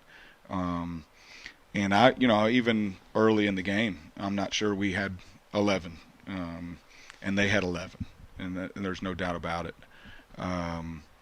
I really thought that we would be able to play with them up front, and I thought they can kind of control the line of scrimmage all night. Our pass protection at times was pretty good, but we just really had nowhere to run all night, whether it was inside, outside. They played super aggressive with their safeties and outside linebackers, and it gave us some problems. So I'd be really interested to kind of watch this back probably multiple times to kind of see where we can fix some of these things, because obviously McLean sees this and they're going to try to exploit some of the same things, and same thing with Butler, and the way it is now with Huddle, everybody will see this that we play. So we're going to have to really work on some of the things that were deficits tonight, or we're going to see them again in the future. That's just the nature of the beast. You mentioned the Be the Hammer thing, and over this next week leading into a McLean County team that's playing with a big purpose as well. They're beating Converted tonight. They're playing for something bigger than just football, obviously, for what that community has gone through over these last couple of months. But how do you get back to Be the Hammer, or whatever the mantra births from this, to bounce back and get back over 500 next week? I think we're going to have to look at some things in practice and kind of put us in some situations where we've got to be physical and have some drills where, you know, physicality is part of the drill, and some, you know, I don't want to say necessarily competitions, but we got to compete more and compete harder in practice, and maybe put a little bit more on the line, put a little more meat on the bone in practice to kind of simulate some of those things and just draw it out of them. And, you know, that's kind of, I think, what we did a couple years ago. And it was just a point of emphasis. I think as we talk as a team, you know, at the end of practice or when we're in different drills and different things like that, it's going to have to be something that just comes up over and over about our physicality and playing physical and being physical and our effort and different things like that, from a battle standpoint, and, you know, just really try to hammer that home. And that's kind of what we did that year. I don't, you know, remember if you recall, but the McLean game, after it was over, I didn't have much of a voice because I was constantly yelling about be the hammer, be the hammer, be the hammer, be the hammer. I mean, it was just and absolutely. And I think from that point on in the season, we really played physical style of football. And, you know, and I think when we've been pretty good, I think our linemen have really taken a lot of pride in, you know, controlling the line of scrimmage and being physical. And in that game in particular, I just remember, you know, we just kind of ran right at them and said, stop us, you know, and they responded, you know, tremendously. And so, you know, we'll see kind of how that goes over the next little bit. Because like you said, you know, McLean's going to be coming off a win. We're coming off a loss. How do we respond to that? They're going to be riding high, and they're already playing with extra emotion, you know, from their player that had the ATV accident. And, you know, so they're already playing for a bigger purpose. And, you know, teams like that can be very dangerous. So, you know, it'll be back here, and I hate losing, but I definitely hate losing at home. And we just got to get back to the drawing board and get refocused. I do want to say, you know, I think we had another kind of bright spot. You know, played after Caden got hurt, ended up playing a freshman late at middle linebacker, Aiden Stewart. And called his name a couple times. You know, he got in there and mixed it up really well. He's an exceptionally young freshman too. But man, does he do everything exactly the way Kevin says to do it. He just always seems to be around the ball. And 27 you know, as a linebacker, right? Yep. And Mason Miller. Yeah. His older brother played here a few years back, played with Noah. Ethan Stewart was his name. He's a good player. Yep. And so, you know, that was another bright spot, because we've kind of been hesitant about putting him in because he's a young freshman. But, I mean, there's not going to be anybody bigger and more physical than what we just saw, I don't think. And so, you know, he may probably work his way into some more time. But we got a lot of work to do. It's early in the season, and, you know, fortunately that game has no bearing on whether we make the playoffs or not. So we'll just keep working, get back to the drawing board, and try to get better every week. Coach, appreciate it. We'll see you next week. Get healthy, too. I know you got some illness in your home and for your team as well. Thanks. Go Cougars. That's head coach Brian Jones. More in the Fifth Quarter Show. Comes up after this. Connection builds community. It grows the minds of future citizens and leaders. Connection teaches. It encourages. It builds confidence. Through relationships, through partnerships, through small daily acts, through high-impact programs at all levels. Connection says together, we can. The one thing I know about Grayson County Schools, when you get the right people going in the right direction, anything's possible. We are GC Connected.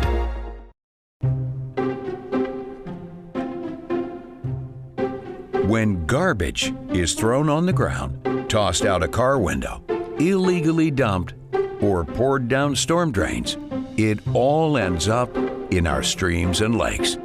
Which means that pretty soon we'll be reeling in more trash than fish. Do your part to keep our new Kentucky home clean. Thanks, Team Kentucky. Okay, time to see if I got it.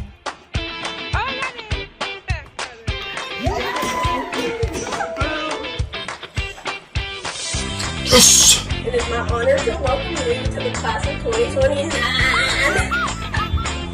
See you, teacher! Congratulations and welcome to the Big Blue Nation! Everyone deserves a bright future. Find your future at futurity.org. Struggling with mortgage debt from COVID? Team Kentucky can help.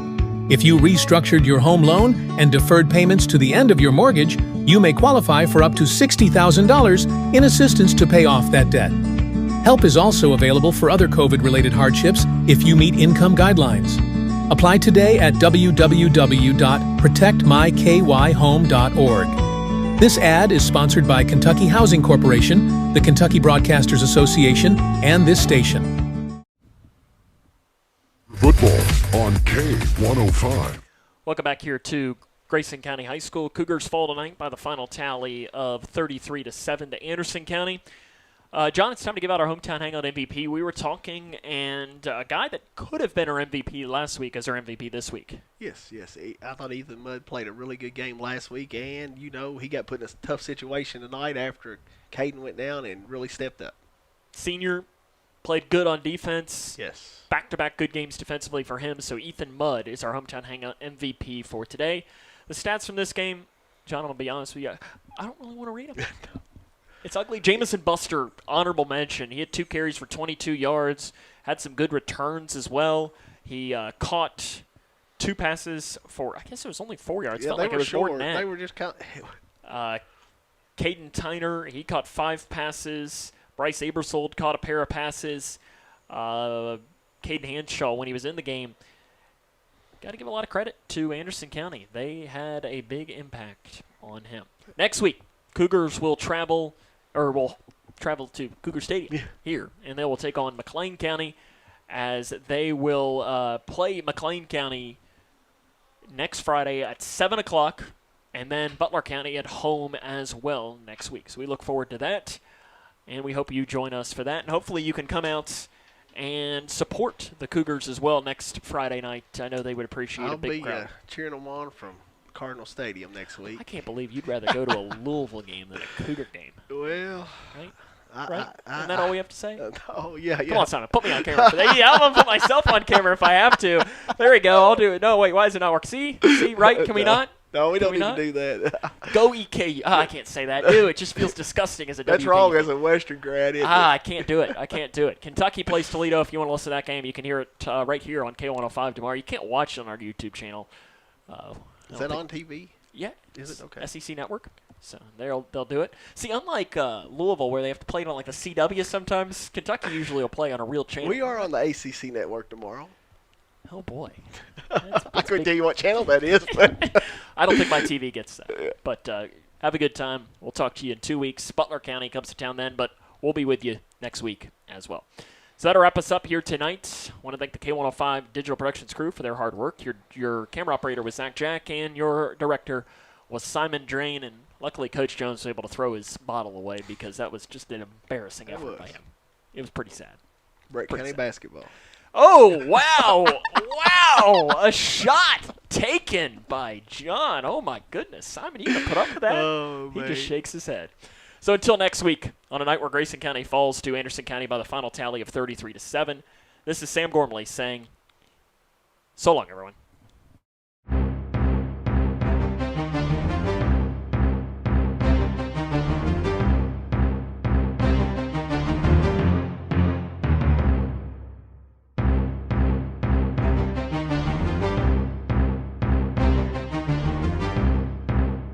This is Grayson County Cougar football on K105. Tonight's Cougar football contest is sponsored by Future Designs Building Materials, Midway Pharmacy, Owensboro Health Twin Lakes Medical Center, Scotty's Contracting, and Stone, Western Kentucky Regional Blood Center, Your Global Getaway, and by Grayson County Schools.